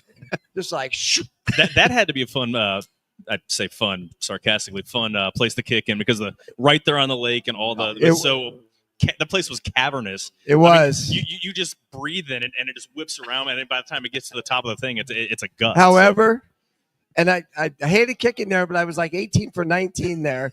But going there with the history, with those Browns team, that was so cool. Yeah. And like Corey Dillon was talking about this. He was talking about going there and playing and being a big Jim Brown fan and being on the same field that Jim Brown ran on. Right. Pretty cool. That is pretty damn cool. It is. I mean, I thought it was pretty cool. Yeah. I mean, that's one thing. I think they don't have that. There's not. I mean, Lambeau's like it. That's Lambeau and Soldier Field. Kind of, but that's Soldier going to get kind replaced. of. They played and it more. looks, Jim Brown played at Wrigley Field. yeah, and When the Bears, I think when Jim Brown played there, the Bears No, played at Wrigley. Soldier then. Field's been there for a long time. Yeah. Well, Buckets and them played. I thought it was Wrigley Field. They may have played at Wrigley. maybe a But couple games here or there. but Lambeau, yeah, Lambeau's- certainly. Kansas City Yeah. that's from came the in 68. late. maybe. Yeah, I was going to say late 60s when they That's opened a Arrowhead. great, that's a cool stadium. It's insane, like how loud. Like I don't know if they purposely, and probably not back then. There's They're no trying way. to work it through 1968, they sticks. had Like, any they clue. didn't have that Do kind you of know sound how design. what it was actually built? The way because it goes up on the sides. Yeah. The idea was they were going to have Oh, a dome. That's a right, dome that- to be on able to tracks. slide across to the baseball field. Oh, and go really? across the parking Yeah, lot In because the fields are right next to 1968. each other, so it was Yeah. dome They on ran- wheels they ran out to of go money. across. I didn't know that. Yeah. They ran out of money, so they never did that, obviously. And both stadiums are still there. Yeah, the Yeah, Harry I- Truman Sports Complex. Yeah, I went to the AFC Championship game 2 years ago when the Bengals unfortunately lost. But yeah, we were over there, and that's interesting. I mean, I didn't because the baseball stadium is completely different now than what it was. They did. I think it looks cool. I bunch think of- the baseball stadium looks really cool. For I that. like It's, the football stadium. Fourth- Man, fourth I oldest. hate the Chiefs, so I can't say too many nice things about it. My first game as a Bengal in 1980 was against Kansas City. Okay. And let me tell you a quick story. Good. It's not that quick. But Sorry, we got 2 hours of film. Keep going. so So I missed an extra point. I hadn't kicked in like 13 weeks. I hit a few balls during the week with live type thing, but no excuse. I missed an extra point. Right. So that's not good. And then I go out and try a 48-yard field goal, clank it off the left upright. I'm standing on the sideline, and there's two offensive linemen standing in front of me, and one guy looks at the other and goes, "Why'd we get rid of the last kicker? This guy's terrible." Did they know you're standing behind him? No. And then we had Frank Gans was the special teams coach. Frank was big on with a clock. You know, he wanted to time everything. Right. Kickoffs, literally everything. So I was timing Pat McAnally's hang time. So he has a punt right at the end of the half. So I've got the watch. Right. So we go jogging in and we're kicking off to start the second half. So I put the watch down on my locker. I'm stretching out, getting ready to go back out. Again, this is my first game, right? Right. I get back out, standing out there. We're all lined up and we're waiting. And all of a sudden, here comes Frank Gans running down the sideline. He starts yelling at me, and so it's like that old pass it along. Yeah. What's he saying? What's he saying? Telephone. Yeah. Where's the watch? He wants to know, where's the watch? I'm like, I don't have it. I'm yelling to him. I left it on my luck. Forrest Gregg, he hears what's going on. He comes running down. We don't care about your effing watch, Frank. Leave him alone. Oh my goodness. That's for Forrest Gregg. What was it like playing for him? Because I've heard Forrest was amazing. Heard so many good stories about him. Forrest was tough, but fair. I mean, and he believed in his guys. I mean, our first training camp, so it was a bear. Man, it was a bear with him, but he just everybody loved him. Yeah. I mean, you know, he had guys because he's fair, Right. and he'll acknowledge when you do well. I remember my first year with the Bengals, I got off to a tough start. Right. I was like 7 for 13, and I had like 4 balls hit the right upright, and one block. So I Right. really only missed one kick, and 4 of them hit the upright. I'm like, this is ridiculous. And so we're in New York, and Forrest comes up to me just before I go out. Kid goes, "You're our guy. I believe in you. You're our guy." I tell you, that went so far. Oh yeah. From that, so I ended up tying for the AFC champion, leading the AFC in scoring that year, and we go to the Super Bowl, and it was an amazing turnaround there for me mentally because he helped. He believed in me, and Forrest just you just didn't want to let him down. And he's someone from that had that. I mean, obviously every head coach is someone of respect, but Forrest Gregg was one of the guys. I mean, he's got skins on the wall in terms of like his career with the Packers and everything, and then in coaching and everything. So that absolutely just had to be like, this guy believes in me. I'm doing something right. I belong here, right? Well, I hoped. I'd only had 1 year under my belt prior to that. 4 games. You hope he wasn't blowing smoke up your ass. Yeah, I mean, if I continued to miss, chance it wouldn't have mattered. I really like you, but you're not going to be here any longer. Right. You might be the nicest guy in the world, however. Yeah, Now, was that someone put Meadowlands? Was that at the Meadowlands or was that at Shea Stadium? Oh, Shea. Okay, I thought so. Oh, yeah. I mean, That was like absolutely. 83 or 84. Shea was not a good football facility. It was not good for anything. Yeah, it wasn't a very good baseball facility. I think Good to watch planes land. that was the game. So our offensive line always went early. Okay. So right after breakfast, they get in a cab, or if they're here, they drive over. So they jump in the cab, Shea Stadium. Next thing they know, the guy pulls up at Yankee Stadium. And we're like, Wrong place. We're The going Bronx out. isn't Queens. We're going out at noon for 1 o'clock for warm-ups at noon. At 11:45, our offensive line shows up. I mean, like, what are we going to do? We don't have anybody play offensive line. Even on a Sunday, that had to take a long ass time to get from Bronx to Queens. Yeah, that's It's 2 boroughs away. 9:30 in the morning. 2 hours and 15 minutes later, they show up. oh my goodness. Like, that's the stuff. It's like They don't. Well, you wouldn't think they'd have those issues now because you guys they all ride on team buses from Well, the you're staying hotel. You're staying a lot No, closer. we did. Oh, you did? Okay. But those guys wanted to go early. There wasn't a team bus going that early, so you grab a cab or, maybe they'd have a van or something coming over from the hotel. I got you. Yeah, they went really early. I got to stand up. I've been sitting here for a while. So what is? I know you've been on the show a couple times, and I've asked you this, but I got to ask you again, just for people who haven't heard you on the show before. But what was it like playing on the Freezer Bowl? That's what. I know you got to ask that question a million times. What was it like kicking that football in the coldest game of the way? That day was miserably cold. Yeah. We had Kenny Anderson here a few weeks ago. If you've seen the new little thing that came out on it just recently, No. there's I don't know, maybe 20 minutes, 25 minutes long. The Bengals put together. And a bunch of us had gone in to talk about the guys in the Ring of Honor like Tim Crumry. Right.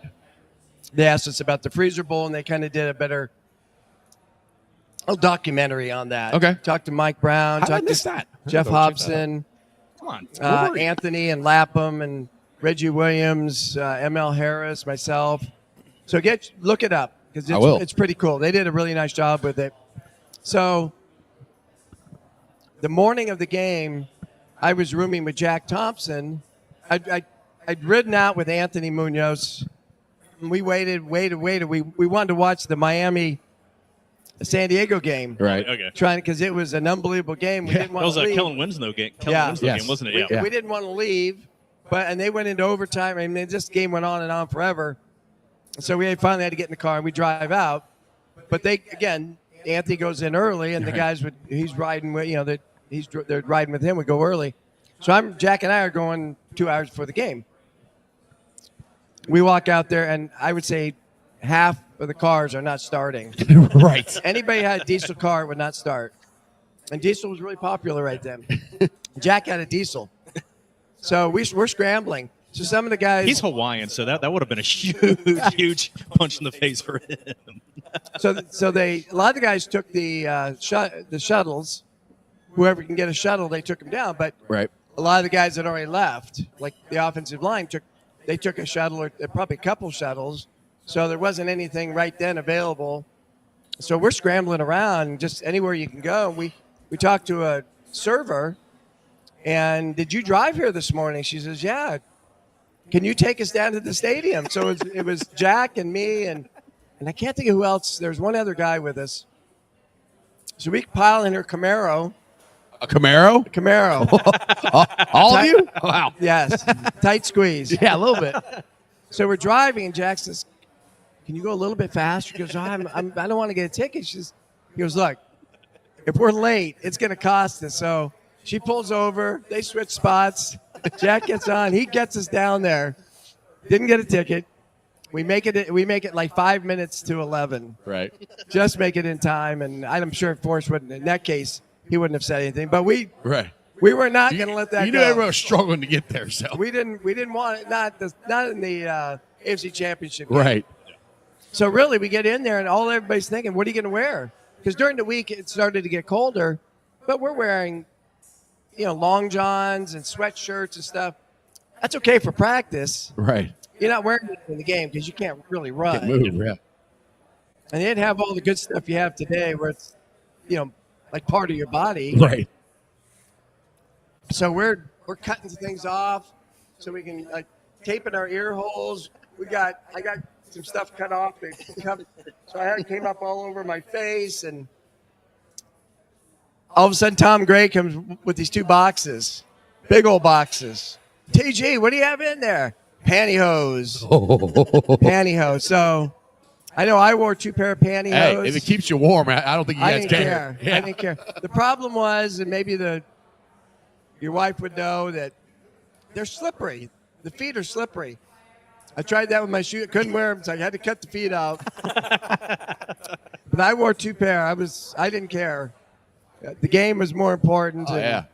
So it was hilarious. If we had phones with cameras then, it would have been watching these defensive linemen, some of the bigger guys trying to put these things, well, any of the guys really. Right. Right. Yeah, they're ripping and tearing, and oh my gosh, it was. So we're just trying to get through it, right? Right. Yeah. Exactly. Just trying to survive. Survive, and you go out there, and it's like, oh my gosh. Fortunately, we were warming up at the downwind side, and I hit a few balls into the wind, and oh my gosh, it was like 35 yards. Pretty much the ball was like shot out of the air at 35 yards. I can imagine. So I can imagine. I saw it, but I mean, I just. So in the game, I had 2 extra points into the. We actually scored more points into the wind than we did downwind. We scored 14 into the wind and 13 downwind, but to really set the tone, we won the toss. We chose to defend the end where we could have the wind at our back. Right. So we ended up kicking off and we ended up scoring 10 points. Right. In the matter of fact, yeah. So we scored 10 points in that first quarter, and then they scored a touchdown going downwind. Right. And then we scored, I think, a touchdown then. Anyway, we scored 2 going into the wind. But Rolf Benerschke had a 37-yard field goal their first time they're driving in the wind. It barely made it to the middle of the end zone. I mean, it literally it was going, and it just stopped. It just freezed in the middle of the air? It did, and it just dropped. And I had 2 going downwind. And so the second one, we're driving, and it's initially going to be a 28-yard field goal. We call it a fake field goal. Oh, really? And Steve Kreider runs, and I'm running out there, and there's nobody out there. We go in, we score. We're going, yeah, man, we can score a touchdown. Creed took it into the end zone, and yellow flag, holding, and Forrest calls me over, and I come jogging over there, and Tom Dinkle. Dink was one of our captains on special teams, and he comes running over and goes, Forrest, you need to cut whoever the hell they need to get cut right now. You need to send them to the locker room. They don't deserve to be out here. And Forrest like, Dink, it was on you. No. And he says, you better hope Breech makes this kick because you'll be heading to the locker room. So we're going back. I goes, Jimmy, you gotta make this kick. You gotta make this kick. Oh, that's hilarious. 10 yards longer than what it should have been anyway. Right. And he wanted to cut himself. So that's hilarious. So how did you, I mean, because you had, 2 field goals, 3 extra points. You probably stood around more than almost anybody else. I was going to ask this, how heated benches. I was going to say, So we had Ken said he bumped his head. He did. And He got his feet caught. Yeah. Can you imagine? He'd been in concussion protocol because he fell off the bench. Right. Where's Anderson? He can't come back. So they had also set up heaters. So we had the heated bench, and then a U shape, like they put the waters and stuff in there to keep them from freezing. Yeah. With propane tanks all the way around. Right. I'm telling you what. As long as you were on the bench, there was no problem. Just as soon as you got like 3 feet away, it was like, boom. So I'd go over and hit some balls into the net, and then I'd go get back to the bench as quickly as I could until I had to go back out. So it's just, you really couldn't get any blood flow. Yeah. It was just, everything was stiff. You just had to move. You had to move. Because Anthony Munoz might sweat as much as any human being I've ever met. He never dripped one time. There was nothing on him. And in my first year, we're playing Cleveland in the game where Tom Darden hit Pat McAnally under the chin. Yeah. And should have been thrown out of the game. Wait, you're saying the Bengals didn't get a call again? Shocking. They called it. Oh, they did call it? Oh, okay. But, I mean, Pat ended up in a stretcher going off. Wow. But during that game, it was like 5 or 6 degrees. Anthony comes over the sideline. He starts stripping off taking his jersey off. He's getting his shoulder pads off. His shirt is soaked completely through, and he just changes his shirt. They give him a dry shirt. This is 5 degrees. So you can imagine. So he can really sweat, right? Probably frozen. So minus 59 wind chill. There was nothing going on there. I think if you would have sweat, he would like start getting hypothermia Yeah. like as quickly Well, as like your body starts right. freezing. I still remember the offensive lineman coming out sleeveless. I was just like, you guys, and I was. Would they put Vaseline or on their They arms to did. try to I keep don't the think wind it had away? a lot of impact. Did that Yeah. freeze too? I thought. What's that? Didn't the Vaseline freeze too? I heard. It very well could have. Yeah. I mean, And it's you like know, freeze think point. about it. I mean, and then if you're trying to grab them, and you're the defensive, Yeah. all you're doing is grabbing that. Yeah. So Well, they were pretty lenient with stuff like that. Did you happen to see what he ordered, by the way? I Oh, love this. your favorite? He This he is makes fun my of me because favorite. He I orders get it that every 3 week quarters of the almost. time. I'm with you. You know what?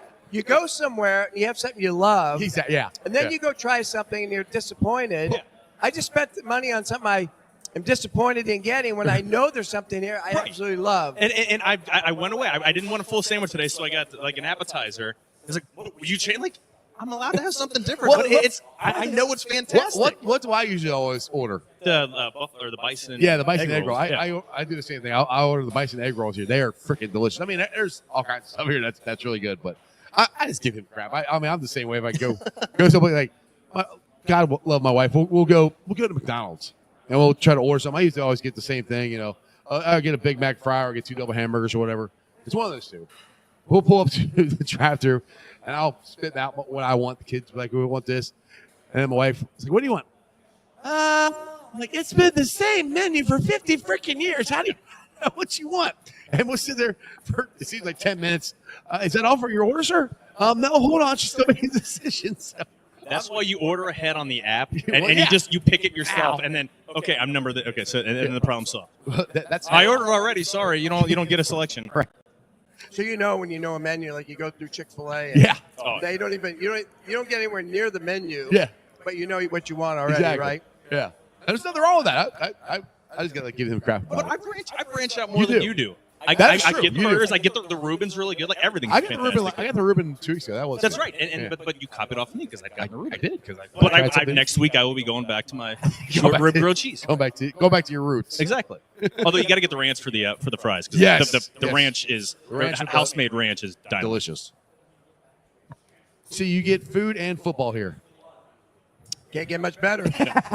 Sounds like just what Matthew McConaughey was talking about, right? Yes. Yes. Football makes you eat. Jerry Rice.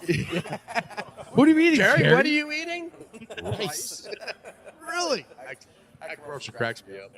So, with the Bengals' frustrating season here, I don't think you can pinpoint it to one thing. I mean, it's a record? Well, okay, you can't pinpoint the record to one thing. It's a multitude of things. Are these things, in your opinion, are they easily fixable that we can come back next year and be contenders again, or this might be take a couple year process? So, I think use Cam Taylor-Britt as the example. Yeah, He played great last year. he did. Yeah. So something happened this year for whatever reason. Whether he was guessing more, hard to say. Yeah, You know, I is would it love to figure it out. technique things. Yeah. I don't know. So I think it's correctable. He didn't all of a sudden Because just they get have bad. they have stretches where they actually play pretty well. Yeah. Yeah. For 3 quarters against Baltimore, they played really well. And then all of a sudden, in the fourth quarter, Lamar says, okay, I think I'm going to run around a little bit now. And Yeah. then he just takes the game over. But Yeah. against Pittsburgh, he's not able to, for whatever reason, he's not able to do that against Pittsburgh. So Cam there have Hayward been and, flashes. Kansas City game, they played pretty well. We played really well. So there are flashes of really good play. So it's there. They're capable when everybody's healthy. Yeah. I do think we need to get stronger against the run as far as maybe having a little bit more bulk on the inside or a little more depth there. The young guys are coming along pretty nicely. There are pieces to build around, and it's one that if and again, you don't want to count on draft picks to make a huge impact their rookie year. If you're counting on a rookie or on a rookie, then you're kind of screwed. If they perform well, great. But if they, they fill in a couple spots with free agency, I think if you just get back to an average defense and an average offensive line, and you've got Joe and Jamar, and unfortunately, I don't think T's going to be here, but you've got Chase Brown, who I think's a good, who I think is a legitimate. I think NFL he's really quality stepped running up back. since Zach He's Moss got really hurt. good. And you've got, again, I don't know what the tight end's going to look like next year. I hope Eric All comes back at full strength because Hopefully. he's fantastic. Yeah. But unfortunately, it's another knee injury, and he's had the back injury. And but I mean, yeah, it's not like they need to tear everything down. It's not like they need 22, 25 starters with your specialists. Right. Like there's, there are spots that are weak, but they can be filled in and be again, you just have to be okay on the defensive side. Well, And with this the offense, frustrating it can part is like I said on Sunday night, like the defense the first half played terrible.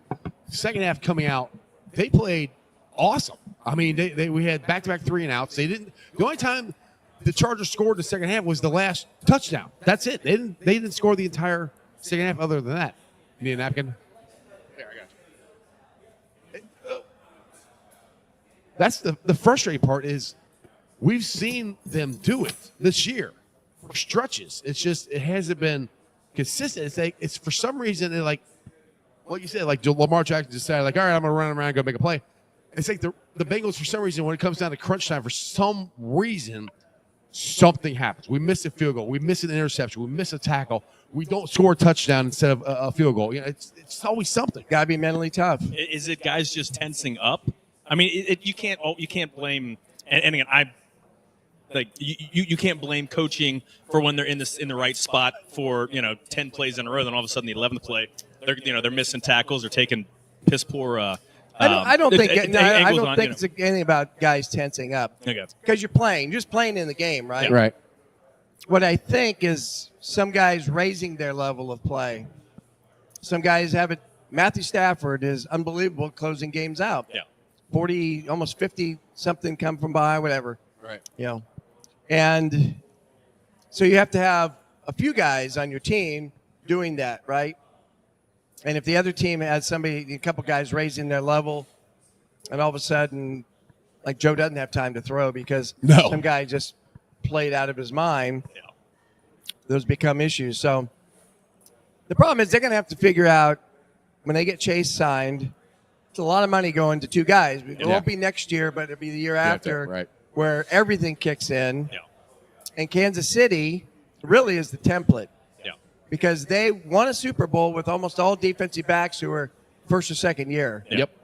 So and Chris Jones. Yeah. Chris Jones just wrecks havoc in that interior line. That's our Trey Henderson. Oh, I mean, he's better. Actually, he's even better. Oh, yeah. He's a Hall of Fame. Now that Aaron Donald is out, he's the best interior defensive. and it's almost harder when he's interior. Yeah. Because Trey, he goes. If you saw it with Herbert, he got outside and Herbert would just come in. He took off a couple times. And they don't travel him. He stays on the offensive left side. Whereas so it's not like he's picking and choosing but matchups. he's so quick. He gets. We just need more people getting a push up there. Get the interior. Like pass rush. DJ Reader was great at that. That's what I was. And that's what Chris Jones does so well. Yeah. When you're collapsing that pocket from the center, there's no place for the quarterback to step up. That's really difficult. And mediocre defensive ends can. I mean, how many sacks did Sam Hubbard have in 2021 when you had DJ Reader, Ogunjobi? Well, that's the thing. And BJ Hill, he had like 8 or 9 sacks. That's we talked about that before. It's not. I mean, it's getting the push. It's not necessarily getting the sack. It's at least making it so the quarterback can't step up, and that's what we don't. And that's harder because if you can't step up, you've got a long way to go to try to find. That's where Trey Trey can get around and get him. That's what we don't. Which I think the interior run defense has been good this year, but it's the pressure. That's been a lot of the problem with our defense is that, and we don't have another defensive guy getting around the corner. Well, when you have 17 sacks or 18 sacks now as a team, one guy has 11 and a half. That's a problem. Yeah. That's a problem. Do you think they should at least try to get Miles Murphy some more snaps to find out what they have with him? Because he's getting some snaps. But he should get more than Sam Hubbard does right now. And even Joe Osai outsnapped him on Sunday. They were close. I don't know. When I see him, he comes off the line like he's so quick. But he like just runs into guys. Yeah. You got to come up with some type of move to get around him. But he is quick and he plays hard. Do you think that it's there? It's right there. Right. And Osai, I mean, they've got really good play. You think about it with the Chargers. So Khalil Mack didn't play. Right. Bosa really didn't do much in the game. No. And the week before, they had 7 sacks, and those 2 guys only played a few plays. And it was all their backup players that came up with the sack. So you need for these guys, we need the guys to step. You got to have good depth, and the depth has to step up because you're going to have injuries. Every year there's injuries. Yeah. Now, have you ever seen a quarterback combo play as good as Joe and Jamar right now? Because right now I think they are the best quarterback combo in the NFL. I mean, they are what they are doing is unbelievable. I mean, Jamar Chase has a chance to get the Triple Crown, which I don't. Has anybody ever actually gotten that in the NFL before? I would say They Jerry. have? If anybody, Jerry Rice. Okay. No. The answer wasn't. No, Cooper Cup. Oh, that's 2 years right. Just ago. come on. Yeah. That's right. That's right. Yeah. And 2021. there's one other one that wasn't Rice. And I can't think who it was, but there's one other. All right. No, yes, there have been phenomenal seasons. Yeah. When you think of some of the years that Joe Montana and Jerry Rice Rice. had, or Steve Young and Rice, how about the year that Tom Brady and Randy Moss had? Yes. 23 touchdowns. Yeah. And, It was unbelievable. And that's what they're having. How about Jerry Rice had 22 touchdowns in 12 games? That's ridiculous. Yeah. I don't think we'll ever see that. Maybe. I don't know. Maybe Joe and Jamar can do that eventually. But I mean, However, the year they're having is spectacular. I mean, it's crazy how great it is. yeah. Well, and you've got top 2 quarterback in the entire NFL, and he's outplaying Patrick Mahomes. Patrick Mahomes is Patrick Mahomes is not having that really good of a year. But it's, I mean, it's, but for him. and right for now, him. Lamar's the only quarterback who's playing in the same Hemisphere? orbit, yeah, exactly. Yeah. The same orbit as Joe, and I don't know of another wide receiver that's playing as well. And Justin Jefferson always, as always, is right there. I mean, those guys are both fantastic. There's no wrong answer in those 2. But you have those 2 guys playing at literally the very top of their game, and it's frustrating because those are the guys that are keeping the season going. Yeah. Without those Well, guys, if they were that's- playing at even. That's the thing is that Average. I'm like, people call me crazy because I'm like, You're crazy. I still believe that they can somehow pull this off. I mean, they got to win damn near every game. They have to win every game. Yeah, but they've done it before, and well, it's most likely not going to happen. But with the way Joe and Jamar are playing, and if this defense could just do what they did the second half of that game, except for obviously the last drive, if they could put someone close to that together for the majority of the rest of the season, we got a chance if they can do it. The problem is you're expecting those guys to maintain like ridiculous levels, and this is above what You talking about defense players or Joe and Jamar? Joe and Jamar. Like you're expecting them to. They're playing better than they've ever played before, and yeah, they're fantastic. Can I they don't for know, his another 6 rookie games? year, Yeah. he's not, right now, he's not on track to be that many more yards than his rookie year. True. But I mean, you expect you can't expect them to stay astronomical, right? And that's the I problem. mean, I think that's a long shot. I mean, right, because yeah, I'm not saying it's there's going to be a down game mix. right. Why not?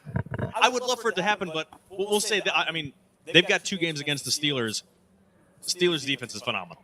I would love for Burrow to go in next. But they just went in against the Chargers 15, defense, and they 13. dropped 27 on them. So Yeah, but I still take T.J. Watt, Cam Hayward, and Joey Porter Jr. I'm just saying that's another good defense, and the way that beginning of the game started, their defense was dominating. Right. And the thing is, we're going to have Orlando Brown back. Orlando Brown makes a huge difference on this offensive line. It again, like I said, it helps with the communication for the interior, and the interior is where it struggles. If you have, again, Cody Ford's playing, I think, better than what anyone could have ever expected him to play. I think he's been okay. He hasn't been the problem. Hasn't been awful, no. Right, he's been okay, but when you have someone, and Orlando Brown, I think, is playing about the best football of his career before he went out. When you have him and Mims is playing really well, I think even more just peace of mind. Joe has that extra, like I don't know how much you think about that in the moment, but I think he has that in his head. He's got that extra beat. Yeah, the pressure's coming from the middle, but it seems like the line does play a little bit better as a whole. So when those whether guys it's are there. Jamar, having T helps, although he had a couple big games without T there. But it's the other guys. Jasicki stepping up. Yeah. Chase Brown has had a couple good games, with a lot of catches and some yards just to keep drives going. Yoshavas, I would like to see him even step up more than he has. Yeah. Maybe Burton get a little bit more comfortable. And Burton's going to be good. I'll bring up the Burton here. There's a couple plays there where I'm not an NFL wide receiver, but it just looked like there's a couple plays there where if he made a little bit of effort. I don't know, to get his other arm up to catch the ball, or It or looks like dive and for it, or I'm not going to something. question somebody's effort because I don't know, but it Yeah, I'm not- looked. I'm not- It I'm not looked like there was questioning the it. one that he went up in the end zone with one hand, and you're like, Come where on, your dude. other arm wasn't They restricted. were Like, and again, yeah. I'm not saying he's out there I don't like know. freelancing or anything, but the effort just doesn't look there. And again, that's viewed from 35,000 feet. Yeah. If he weren't putting in the effort, he wouldn't be on the field. But Sure. I get your point. I think what I remember with that one, I think he was kind of pushing, trying to keep the guy's hand away from him, and by the time his left hand went up, he was late getting it right up. Because these guys are grabbing him. Oh, How yeah. many times? Oh, And they don't ever call it. And No. That was their secondary is the most physical, handsy secondary I've seen all season. And they got away with it. They got a couple dirty plays. The one when T got hit, the guy launched himself helmet first into his spine. Derwin James had a personal foul, and then every single play. So let me ask you a question. Why wouldn't you play that way? If they're letting you get away with it, yeah. Well, because they're not going to call it every time. Yeah, Right. No exactly. matter how bad it is, they won't call it. And that's Yeah. what Belichick used to teach that. All these coaches, I mean, they really cracked down on that 5 yards a few, number of years back. Yeah. Because basically, New England guys were just tackling the guys yeah. almost, and they weren't calling it, so they had to get back to where they were calling it Yeah. occasionally. And so why not do that? Yeah. If you can get away with it, yeah. I mean, Well, the one and thing- again, like you're doing it every play. They can't. They Well- won't throw a flag every play. Do you guys remember this play where Herbert went back and he's in the pocket, he backs straight up, and he throws the ball to absolutely nobody. There's no intentional grounding. No, Down by the goal that line. was in there was a series. Yeah, the goal line. Yeah, there was a So- series of plays. It right, was the next one. So he throws in the back of the end zone. I think it's Turner. I think that's on it. The ball is out of bounds. Right. And he can't catch it. They They call call pass interference. Like the ball is uncatchable. I'm like, I think it was Fig. I think it might have been Fig. might have been thick. Yeah. It was either Herbert. But yeah, it was. But but those are back-to-back plays that I'm two like, plays before that, it was he throws the ball. Henderson takes one step, grabs him, Yes, and and just they shoves call him the pass shoulder, interference. and they threw the flag, and everybody on Terry McCauley, like the rules expert for NBC, is like, yeah, I don't know why you called that, and then the very next play, I'm not sure what they called there because you can't horse collar a quarterback. right, exactly, and I think they said late hit because he just grabbed him by the shoulder pad. He took took one step. It's not as if he took 2 or 3 steps. He took one step and then, I think he just shoved him and he just kind of caught him off balance. Then that goes back to last week for me for the 2-point conversion, where Jim they could have called 5. They could have called 5 penalties on one play. I mean, Joe got hit in the head. He got face mask. They held Gesicki. They tackled Hudson was Hudson early. They held Cody or face mask Cody Ford. There's 5 penalties on one freaking play. Why can't they fix? I mean, what in your opinion? Why can't they fix this? Why? Like they're like, oh, we don't want the refs to decide the game. Those 5 damn penalties. Let them play. Let them. Yeah. They have the eye in the sky that'll immediately overturn catches. Like they'll see something. Like if it's a blatant miss, like a personal foul, I think if it's a personal foul, the eye in the sky official needs to buzz in. You can't do holds, you can't do illegal contact because there's holding on every single player. There's contact on every single player. Burrow But doesn't get calls. he doesn't. He doesn't complain, which is Yeah, stupid. that's it because he it's, needs to. Squeaky 'Cause wheel he's gets the getting grease. drilled. Marlon Humphrey got a $30,000 or $33,000 fine in the mail for 2. There's not enough time to be complaining because I only have a few seconds to get the next play. Exactly. Yeah. Throw your arms up. And Yeah. go, what? All right, let's Yeah. make the play. I I mean, but guess. Tom Brady got all the calls because he was. Patrick Mahomes He gets all the whined and calls. He screamed. Patrick whines. Mahomes get the calls because he I whines mean, and screams. That's where Burrow says that, and I'm like, oh, you got to do. You need to. He needs to start saying something because they're going to keep taking shots at and he's already getting enough shots on him as it is. He doesn't need extra ones. Yeah. It's just frustrating to watch our quarterback get hit. He's getting hit enough anyway, and then they're just taking extra shots on. And it just seems like we cannot get a call to save our life this year for anything. Not How one about that's- we block better? That would be good too. And get our offensive line pissed off Yeah. that he's getting hit like That's that. what Have one bothers stand me. up for Nobody gets in his face. Yeah. Like after someone drills him late. Yeah. Whether they get flagged or not, there's not one offensive lineman. Like 31 other teams. If their quarterback gets drilled, there's 2 or 3 guys over top of him, shoving him, like talking at, getting in his face. I never see I've that. not seen that. Like, not even Ted Karras. Ted Karras is a fiery guy. Yeah. Love Ted Karras. But even he He made a comment about that. He goes, the one that it happened where he goes, we should have been there for Joe. Yeah. He needs to be. I mean, you can't. Somebody's got to stand up for whether him. it's I mean, if you're the center, obviously your back's to the quarterback. You're not going to see him Right. whether it's a late hit or not. But like a tackle or something, if your guy beat you and you're facing the quarterback as your guy's hitting him, Yeah. you know it's a late hit. You get in his face. Like Right. I want to see Marius Mims all 6'8", 370. How old that guy's? I mean, we friggin' got 2 of the mount. tallest tackles in the league. Yeah. One of them should go, hey, Right. my quarterback. Hands off the merchandise. Leave him alone. Yeah. Something. And that is just, I've never really seen, since Joe's been here, any offensive lineman do that. No. They've never done that. I mean, you touch your quarterback, that's their meal money. I mean, Hands off the merchandise. right. That's where I don't get, like, if he gets hurt, you guys are, the season's screwed. Yeah. I mean, it's not doing so good right now, but Right. we lose him. No chance. I mean, Jake, we have no Jake chance. Browning looked fine last year in his Played really well last year. Yeah, but A backup, right? he's not Joe Burrow, and when you need to pretty much win out to do the playoffs, if Burrow goes out, even for just a game, you're like, well, time for mock drafts. All right, so Jim, with you talk about Corey Dillon and get into the Ring of Honor here, and I always like bringing this up that, and I want to get your opinion on it. Where I think the Ring of Honor, they should. I love it they let the fans vote, but I also do think they should let maybe the guys that are in the Ring of Honor, some of the former players, something like that. You guys have a vote, because what my fear is guys like yourself, Lamar Parrish, Reggie Williams, guys like that who played in the 70s and 80s. Bob Trumpy. Bob Trumpy's in his 80s. I mean, he should be in. He needs to be in. That these guys are going to get not necessarily get forgotten about, but pushed to the side because younger They'll Bengals get forgotten fans. about because I mean they've don't know got a about lot of it. players coming up. And like I said, from the you got 2015 Geno Atkins coming up. You got AJ Green coming up. I mean, all these guys from there. The wave's going to keep coming and pushing these guys back. Hushman's will be in before. I Yeah. guarantee he'll be in. in at some point. Do you think there's any chance, or have you heard any conversation of them asking the Ring of Honor member guys or you guys to put some input into who gets in? No. They should. What I think they aired first off, only 1 year doing the 4 inductees and then doing 2 They every need to year. add- It should have been 4, or every other year you have a veterans committee where you have guys Yes. or different eras, guys from the 60s and 70s, guys from the 80s and 90s, and then the modern era. And that way you're getting representation from guys. Tommy Casanova was a fantastic Bengal for a long time. He's a guy like no one talks about him. Nobody knows who We he only is. played Right. 5 years. Yeah. Yeah. That's ridiculous. What's that? I said, that's ridiculous. Yeah. He played that long. Say it again. I said, that's ridiculous. He played that long.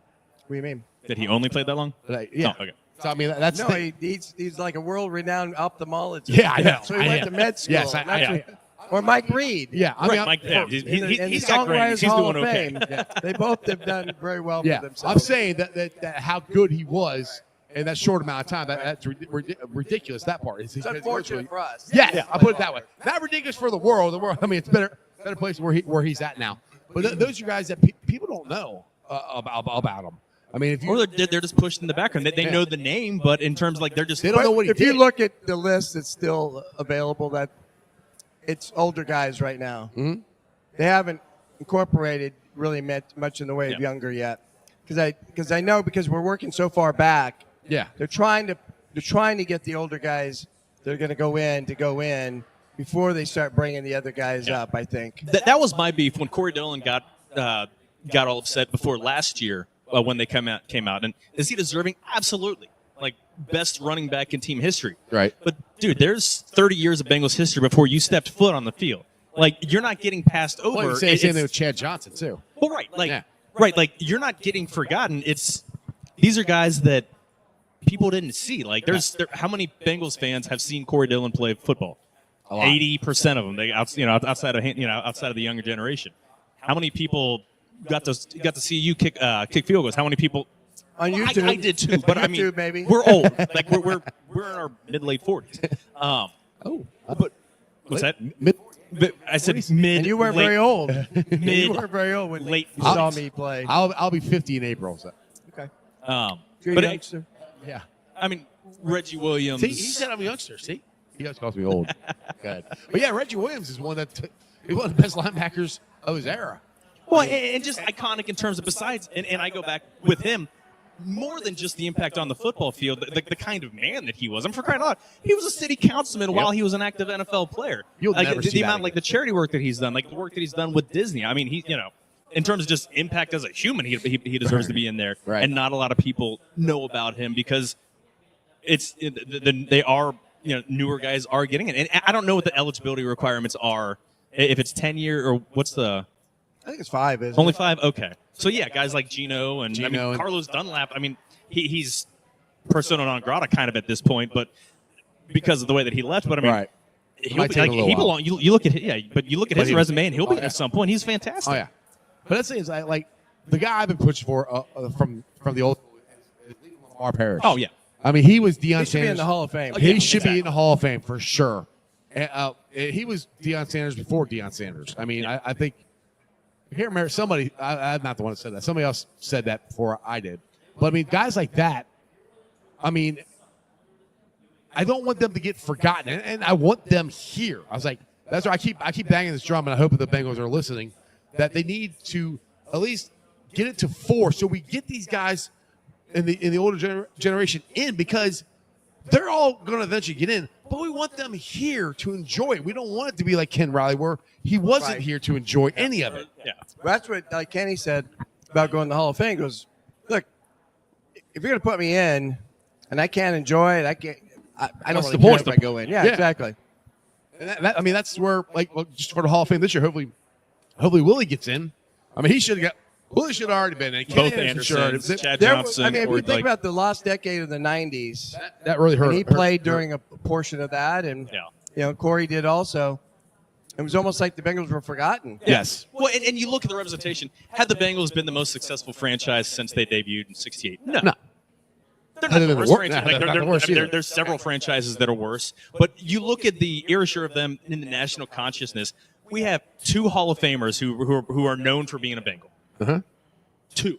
That's it. That's ridiculous. Like you look at the Jaguars, and Jaguars have a couple guys. Like what is going? Like why? Why, to be why are we honest, just forgotten? What, to I mean, me- it's frustrating. The only reason we have, for a while, we only had one with Anthony Munoz, because you couldn't keep him out because he's Best- the greatest best offensive lineman in history. Legitimately you could top not 5. keep him out. If they had their chance, they wouldn't have any of us in. Any of them. I mean, Anthony Munoz is one of the 5 best football players, Ken ever, Riley's in because regardless of position. the Bengals fans there banged the drum and finally got him in. And that's what we got to Shouldn't continue. have to. We shouldn't have to. No, it's and the thing is, people act like, like you said, we're not the greatest franchise ever, but we've won 3 Super Bowls. But the Browns, who got I think probably got more Hall of Famers than we do, have never went to Or a Super at Bowl. least, I mean, I don't know about counting from. You Don't gotta go count there. They may not have won a Super Bowl, but they have NFL championships. I mean, They have some of the greatest players in the history of Right. the league. Marion Motley, But as Otto far as the Graham. modern era, But Brown. counting from, Yeah. we'll say from '68. yeah, well, Paul Brown was still there, so Yeah, we'll we'll count, that. count Right. from '68 I do- forward, like the Super Bowl era. So, I mean, Bengals started second year of the Super Bowl, I think. Is 68. When, yeah, which I think it's Super Bowl II was that season. Yeah. They only have a couple guys in themselves, but it's in terms of just the lack of recognition. And again, there's only 32 franchises. There was 28 franchises, when I was born in 1980. There's not a lot of franchises, and to completely ignore the greats unless it's literally one of the greatest players that have ever played, regardless of position, or someone that the fans got so loud that they couldn't ignore him, like Ken Riley. That they're able to do with Ken Riley. Ken Anderson was 3rd best quarterback in the 70s. When you look at someone like Troy Aikman, led you look at Troy Aikman, who's in the Hall of Fame. Troy Aikman is a crap quarterback, and he's in the Hall of Fame because No, his he was people. he was a good quarterback. I- He just didn't. They didn't throw the. But that was I different look there. at the interceptions. They It's didn't throw the ball much. right, but if they didn't throw the ball much, then how it's He won 3 Super Bowls. Right, it's Hall of Fame, not Hall of Greatness, I guess. No, he But- was a good player. I- Really good player. Well, I try to measure. I'm looking at contemporaries versus Steve Young and Favre and Well, guys. getting And back- again, he didn't throw it as much because you had Emmitt Smith in the offensive line, that greatest offensive line ever. I'd put them up against the Hogs.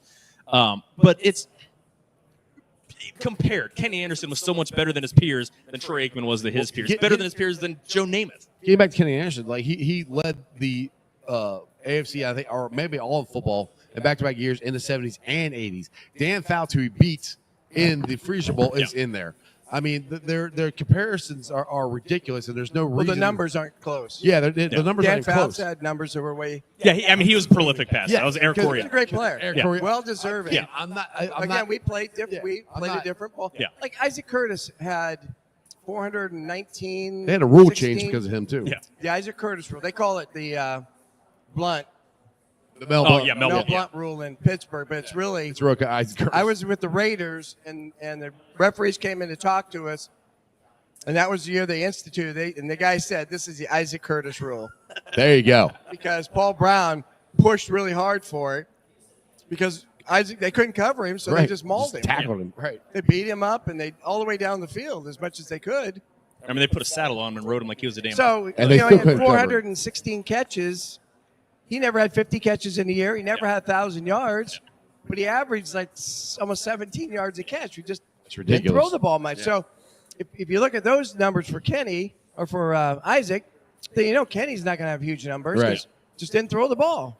And that's just the way the different offense. time. Yeah, different time. It's the efficiency numbers that you can't ignore, like the completion percentage, Yes. quarterback rating, and like, how do you miss out on those? Because they didn't win a ring because they were in the same division as the Steelers. They were like the second or third best team in the entire AFC for several years, but it's the Steelers were that much better, which is They were what killed them. 10-4 one year and didn't make the playoffs. Yeah, that's ridiculous. Pittsburgh was 12-2. Houston was 11-3. Bengals were 10-4. Yeah. Third best record in the AFC. Yeah. Yeah, I mean, Bengals made the playoffs in their third season of existence. Like they were good. Yeah. Yeah, exactly. Like they were a good franchise, a good team immediately, and throughout the entire 70s, they were damn good. It just you're going up against the juggernauts. And, Like you don't have as many playoff teams as you do now. well, right? I mean, it was They had like the wild Red- card and It that was like the stuff. Red Sox in the late 90s, early 2000s. Great team, but you got to face the Yankees, who were a juggernaut for, Right. for a long time. So getting back to this, do you think they should for the Bengals right now? Do they should expand it more, at least a 4 or have the categories? But what happens 10 years from now if we're doing 4? Well, hopefully we'll have less people waiting. It should have been the first couple years, besides the first year, I believe, just because you've got 60 years or 50. I think you're going to have an issue with the guys from the 90s through, well, Willie's already in, Yeah. but maybe Taquito Spikes may eventually Yeah. get in. But apart from that, Would it's Carl Pickens? I don't know. That's not. for He me was to- so good. Like Yes. his numbers in an offense that wasn't very good and a team that wasn't very good. And Him and Jeff Blake were. I mean, and he had Darnay Phenomenal. Scott on the other side, so it's not as if he was the only one because Darnay Scott was really good, but his numbers are phenomenal. You look at the yardage that he put up, yards per catch, touchdowns, and like, man, He might have been counts. one of the worst teammates ever. that's everybody. That's Yeah, probably- that's part of the problem. he was a jackass with a capital J. we haven't heard very many good stories about him in his locker room. But yeah, as far as the There's player a on the reason. field, There's a reason there was the Carl Pickens rule in the Yeah. in the wording of the con. in the wording of the He contract. did have my only reception though. did he? Yeah, How far did you swing it? I only threw it to like a hitch. Hey, but you completed it though. Was it for 7 or was it just first down? It was to go for a touchdown. Okay. Ooh. It was the end of the half, no timeouts. We're on the 12-yard line, or 12 or 13. There's like 6 seconds to go, and we run this. And as soon as the ball's coming to me, I see 2 guys starting to run over them. I'm like, oh crud! So I try to get out there as I could, and he ran. He dragged. He dove to the half-yard line. I was looking because I've got your Pro Football Reference page up, and I saw the 16.3 or something. 116.7 for your Seven, I read. quarterback rating, and I saw that there were passing stats, and I meant to go back and check. Like, did he throw multiple passes? And no, one for 12 yards. But the crazy thing, I was the emergency quarterback on 3 or 4 different occasions. Really? I was. Did you play quarterback growing up? High school, yeah. Okay. That would have Now, been. that would have been really. That'd have been I had interesting. 6 plays, 3 right, 3 passes, three runs, right and left. So I had 12 plays. Did you ever actually practice? Hmm? Did you guys? Okay. I couldn't see anything. When I dropped, I could not see anything. I don't know how Kyler Murray can see. That is like him and Drew Brees. He always Drew Brees looking up like this. Like I don't know how he could see, but it worked. I mean, it Worked big time. Yeah, He's taller than Kyler Murray. Kyler Murray is Drew 5'11". Brees is he's listed at 5'11". Drew Brees is listed at 6 foot. So I've got a buddy I went to high school with, walked on to Purdue, and played with Drew Brees in the I think it's a Rose Bowl ring or what? Like they played in a big time bowl, and I saw him afterwards. And Robbie was like 5'6", little dude. He returned some kicks, and I think had a couple handoffs, but that was it. He walked on. I'm like, how tall is Drew Brees? He's like, he's only got about 4 inches on me. Hey, Like that's that he looks Great about player. that height. Yeah. Great athlete. Oh, absolutely. Yeah, he was fantastic. Phenomenal athlete. He ran really well. Mike Brown really liked him. That draft that was they got Tomlinson in the first round, LaDainian Tomlinson in the first round, and Drew Brees in the second round. Something like that. I think you're right. That was a hell of a draft right there.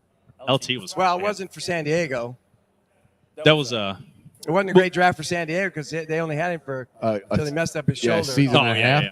Well, that was the thing is they thought his career was done, Yeah. and then he Well, that was the only year he had a really good year at San Diego was that last one. Mhm. And then I let him go. And because who was it? Ryan Leaf then?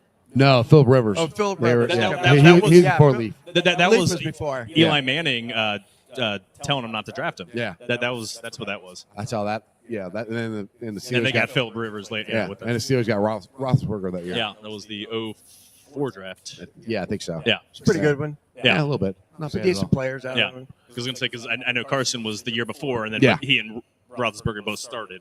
Carson was Carson was 03. 03 because Yeah. he sat. Yeah. Yeah. He didn't play till 04. Didn't play Right, till didn't play that's till what I was 04, because they ended up exactly. starting at the same time, but Carson rode the entire. John Kitna, comeback Yeah. player of the year that year. 03. And He- turned the Lakota East around. I was They- coaching with him this year. Okay, I was going to say because Lakota East, they've always been the other Lakota, and I know Now they this, are the this was Lakota. year 2 for him, Yeah. wasn't it? Okay, and I know it was a struggle last year, but they had a good So team. His We, sons- we were similar to the Bengals last year Okay. at East. We couldn't close games out. We Okay. were in them. We couldn't close them out. And this year we were closing them out. We were, went to the playoffs 7-3, won the first round game 8-3, and then we played Moeller and we got down bad early. I mean, I they saw the jumped score. on us 35-0, but it was 35-21, and we were going into score, and we ended up throwing an interception, and then there was a kickoff return. It got kind of ugly, but we were right in it. You'll be back next We year. got back into it. Yeah. I said you guys will be back. We'll be back next year. We'll see. Yeah. Every year it's different Different, yeah. players. We have a lot of seniors. Is Jameson was he a senior? Senior, yeah. Okay, well, where's he? Is he? I think he's going to. Don't. I understand he's going to UAB. His brother's there, who just threw 6 touchdown passes in a game. Oh, nice. But he's got a cannon. Yeah. Oh my gosh, he throws the ball. Some really good players at East. It's really exciting to see these guys, these young men, and the growth, and it's really been great. So what- It's fun. I'm just coaching the kickers. I'm not. Okay. I'm not doing all. Yeah, that I was going. Were you just coaches kickers or I am, were you yeah. something Can else? you come? My son plays for Purcell, and like he teach him how to be an NFL kicker? well, no. He's a sophomore. We never played football before, so we never saw the field. But they didn't have a kicker. Like they had a punter, and I think they technically had a kicker. They never kicked an extra point. They never kicked the field goal. Can you come and help them out? So can I tell you what I get a lot from parents? Oh, Johnny's not going to be very big, so he's going to be a kicker. That's Can I- not how that works. Can I tell you that you could go out to the Bengals and there are like 60 guys out there with the injured guys and everything. Right. Maybe less than a handful could go out and kick. Yeah. Some of them could punt. Yeah. Place kicking. I mean, Chad. Really, now some Yeah. of them, if they played soccer growing up, they Yeah. might be able to kick a little Or, bit. I know Logan Wilson can. Crap, but I'm trying to think who's the Justin Reed. Justin Reed. yeah, for Kansas City, Oh yeah. safety. Yeah, I always get him and his brother mixed up. But Yeah, Justin I'll Reed. give you an example. Years ago, Mike Martin was putting on a camp. There was 100 kids. So he says, can you do some kicking? I said, well, let's do punting. Because place kicking, that many kids and young, it's hard to get the ball off the ground. Right. So I have 100 kids, two could put the ball out and kick it. Everybody else was just throwing it. I mean, it was like this impossible thing to do. Right. One was one of my sons, who was really a good punter, Mhm. and the other one was a kid that went on and played at Elder, was an all-city wide receiver, really athletic. Okay. That was it. Out of 100 kids Yeah. that could actually go and kick the ball. It's not. Well, I think Pat McAfee kind of proves that on game day on Saturdays. The guy that had his pants, kid that had his pants weekend. I don't know if you guys saw it. And it's drilled funny it. because like it was a girl who won. Yeah, a girl, and then she won the draft and raffle, and He she just gave him- asked someone if he could kick it, and it turned out he was a soccer player. Yeah, and he and drilled I it. think he kicked a little in high school because Well, I mean- he had a good form. Like he Yeah. looked like he knew. But, I mean, have you seen some of their forms and everything? I mean, they have no shot, but it's not easy. So look at the Bearcats games. They just have to kick a 30-yarder, and most of them are literally just kicking balls that get Right. about 6 inches off the ground. And So hit it years at 5. ago, Doug Pelfrey, when he was still playing, we'd go over to Kicks for Kids. We'd go over to the Taste of Cincinnati Taste of Cincinnati, Right. and he'd bring in the portable goalposts and put them up in a net, and we'd invite people to come in Try and and kick. had some AstroTurf. If they had a soccer background, the females were just as good as the guys. Oh, yeah. They were drilling them, and typically all the kids needed a soccer background Right. to be able to do it. But when they had it, they could do it. There was a lot going out to 40 yards. Wow. And some went much farther than that. I wouldn't get the crossbar. I got- For well, hitting an old school extra point from kicking it from the 10. So I was at the wouldn't even hit the crossbar. Paycor here for the watch party, the Bengals Browns game a couple weeks ago, and we were on the field, and I actually tried to kick it. I got it up, I just shanked it, and there's two people standing there talking. Jim, I thought I was going to kill him. I'm like, hands up! It's going, oh my, just missed him. I hit it. I mean, I got it up off the ground, and if it was going straight, I think it would have went in, but it was so far to the right, it wasn't even funny. I mean, it's not an easy thing to do. People you can just put it down and kick it. And the other thing is trying to catch the ball on a long snap and get it down and spin it. That's not as easy as you think either. My cousin was long snapper at UC in mid 2000s, and that ball's coming back hard, Really hard. Yeah, Yes. And I know you punted a handful of times, and like he snapped a couple to me, and like my hands are killing. Yeah. And like I don't know if you get callous, especially if you're a punter, like sure your you hands do. just get a little callous. You just get used to catching it. You got to catch it, right? If you want to have a job, yeah. if you want to have a job as a holder, which most of the punters have to hold, Yeah. you better be able to catch the ball. If you can't catch it and put it down, Yep. you're probably not going to be doing it. Like, words of wisdom, just gotta catch the ball.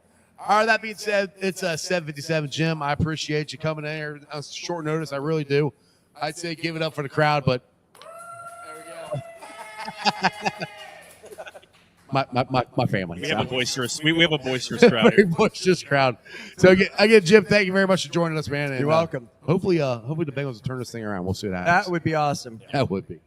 All right, guys, we've been live streaming on ZTV, Facebook, Twitch, Instagram, all that good stuff. Thanks for everybody who's watching, and thanks to Joe. As always, Joe Schmo, thanks for joining. I appreciate you, man. You got any final words you want to say before I get through my sponsors here? It's been a long time since one of my football teams has won. Bearcats Yes. haven't won in over a month. They've lost 3 straight and a bye week. Yeah, Bengals been have lost 2, plus they've got a bye coming. We need a win. Just somebody win. I mean, Somebody win. UC plays at Kansas State this weekend. Just win. Help me. Just out. win, baby. Look at this face. This is a face that's beaten down. Just help me out. I tell you, we started off the 92 season 0-8. 91. Yeah. Sam's last year. Yeah. Started off 0-8. Right. My daughter's in the 8th grade. I had 6 kids, and she's in the 8th grade. She walks in the house, and she's crying, and she said, Dad, can you guys just please win a game? We're getting killed. For the love of God, Dad, just one, please. There you go. Eric Thomas blocked the. Oh, yeah, that's against the Browns. Yep. What? Yep, I remember that one. Yep, I do remember that one. I do remember that. Just win one for us, Breechy. You can do it. Well, hopefully we'll turn this around. There's no David Klingler to save us this year. No, we got Bearcat basketball. I mean, they're playing. They're only up 4 against Are they? Northern right now at halftime. Well, Thanks to Bradford. They get the hell out of here and go watch that. But I thank you guys for watching. I thank you guys for checking it out. And thanks to my sponsors, as always.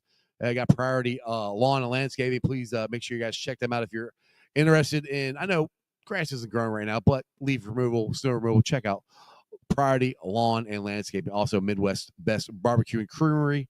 Check them out. Also, if you're looking for windows and doors, please check out Meyer Windows and Doors at www.meyercincinnati.com for all your window and door needs. Also, my West Side peeps, go check out Hail Marys, your ticket to the game. Millions is on the East Side. Make sure you guys check them out. We'll be there on Friday night, starting at 6:30, and join us here next Tuesday. I don't know who the guest is going to be. We're working on somebody. We're live here from 6 to 8. Happy hours from 3 to 9. Yes, Joe? I'm enough of a reason to show up. Yes, Joe be here. At least me and Joe can sit here and talk to each other for 2 hours. We do that too much even off the air. We do. Make sure you join us here. And then the next Bengals home game, we got the Mercedes-Benz at Fort Mitchell at Moerlein Lager House. The pregame experience is 3 hours before the game. Please don't sell your tickets to Steelers fans. I know that's probably what's going to happen, but don't sell your tickets to Steelers fans. Fill the jungle up. Support this team. Come down to the best deal on the banks. Open bar, open buffet. $75. Best deal on the banks. All right, now you guys have a wonderful day. Tomorrow, it'll be a regular show. I would not be at Newport on Levee because the Bengals are on a bye week. So I'll be back in the Ice Cave, and maybe I'll ask Joe back on again. I got to find somebody to come on the show. We'll see what happens. But other than that, that's just sports, baby. See ya! Weekday nights, the city roars. Tune in loud, turn up some more. Cincinnati show, it's time to play. Sports with strawberry ice today. 5:30 sharp, don't be late. CTV, the sports awaits. Strawberry icy's on the mic, energy, it's good light. Every touchdown, every goal. Feel the pulse, it's in your soul. Cincinnati heartbeats strong. Strawberry ice will lead the throng. Every touchdown, every goal. Feel the pulse that's in your soul. Cincinnati heartbeats strong. Strawberry ice will lead the throng. Feel the crowd, it's electric now. Shouting loud, they all know how. The CTV got what we crave. Sports with ice, it's waves and waves. Tigers strike and Bengals roar. Every game we want some more.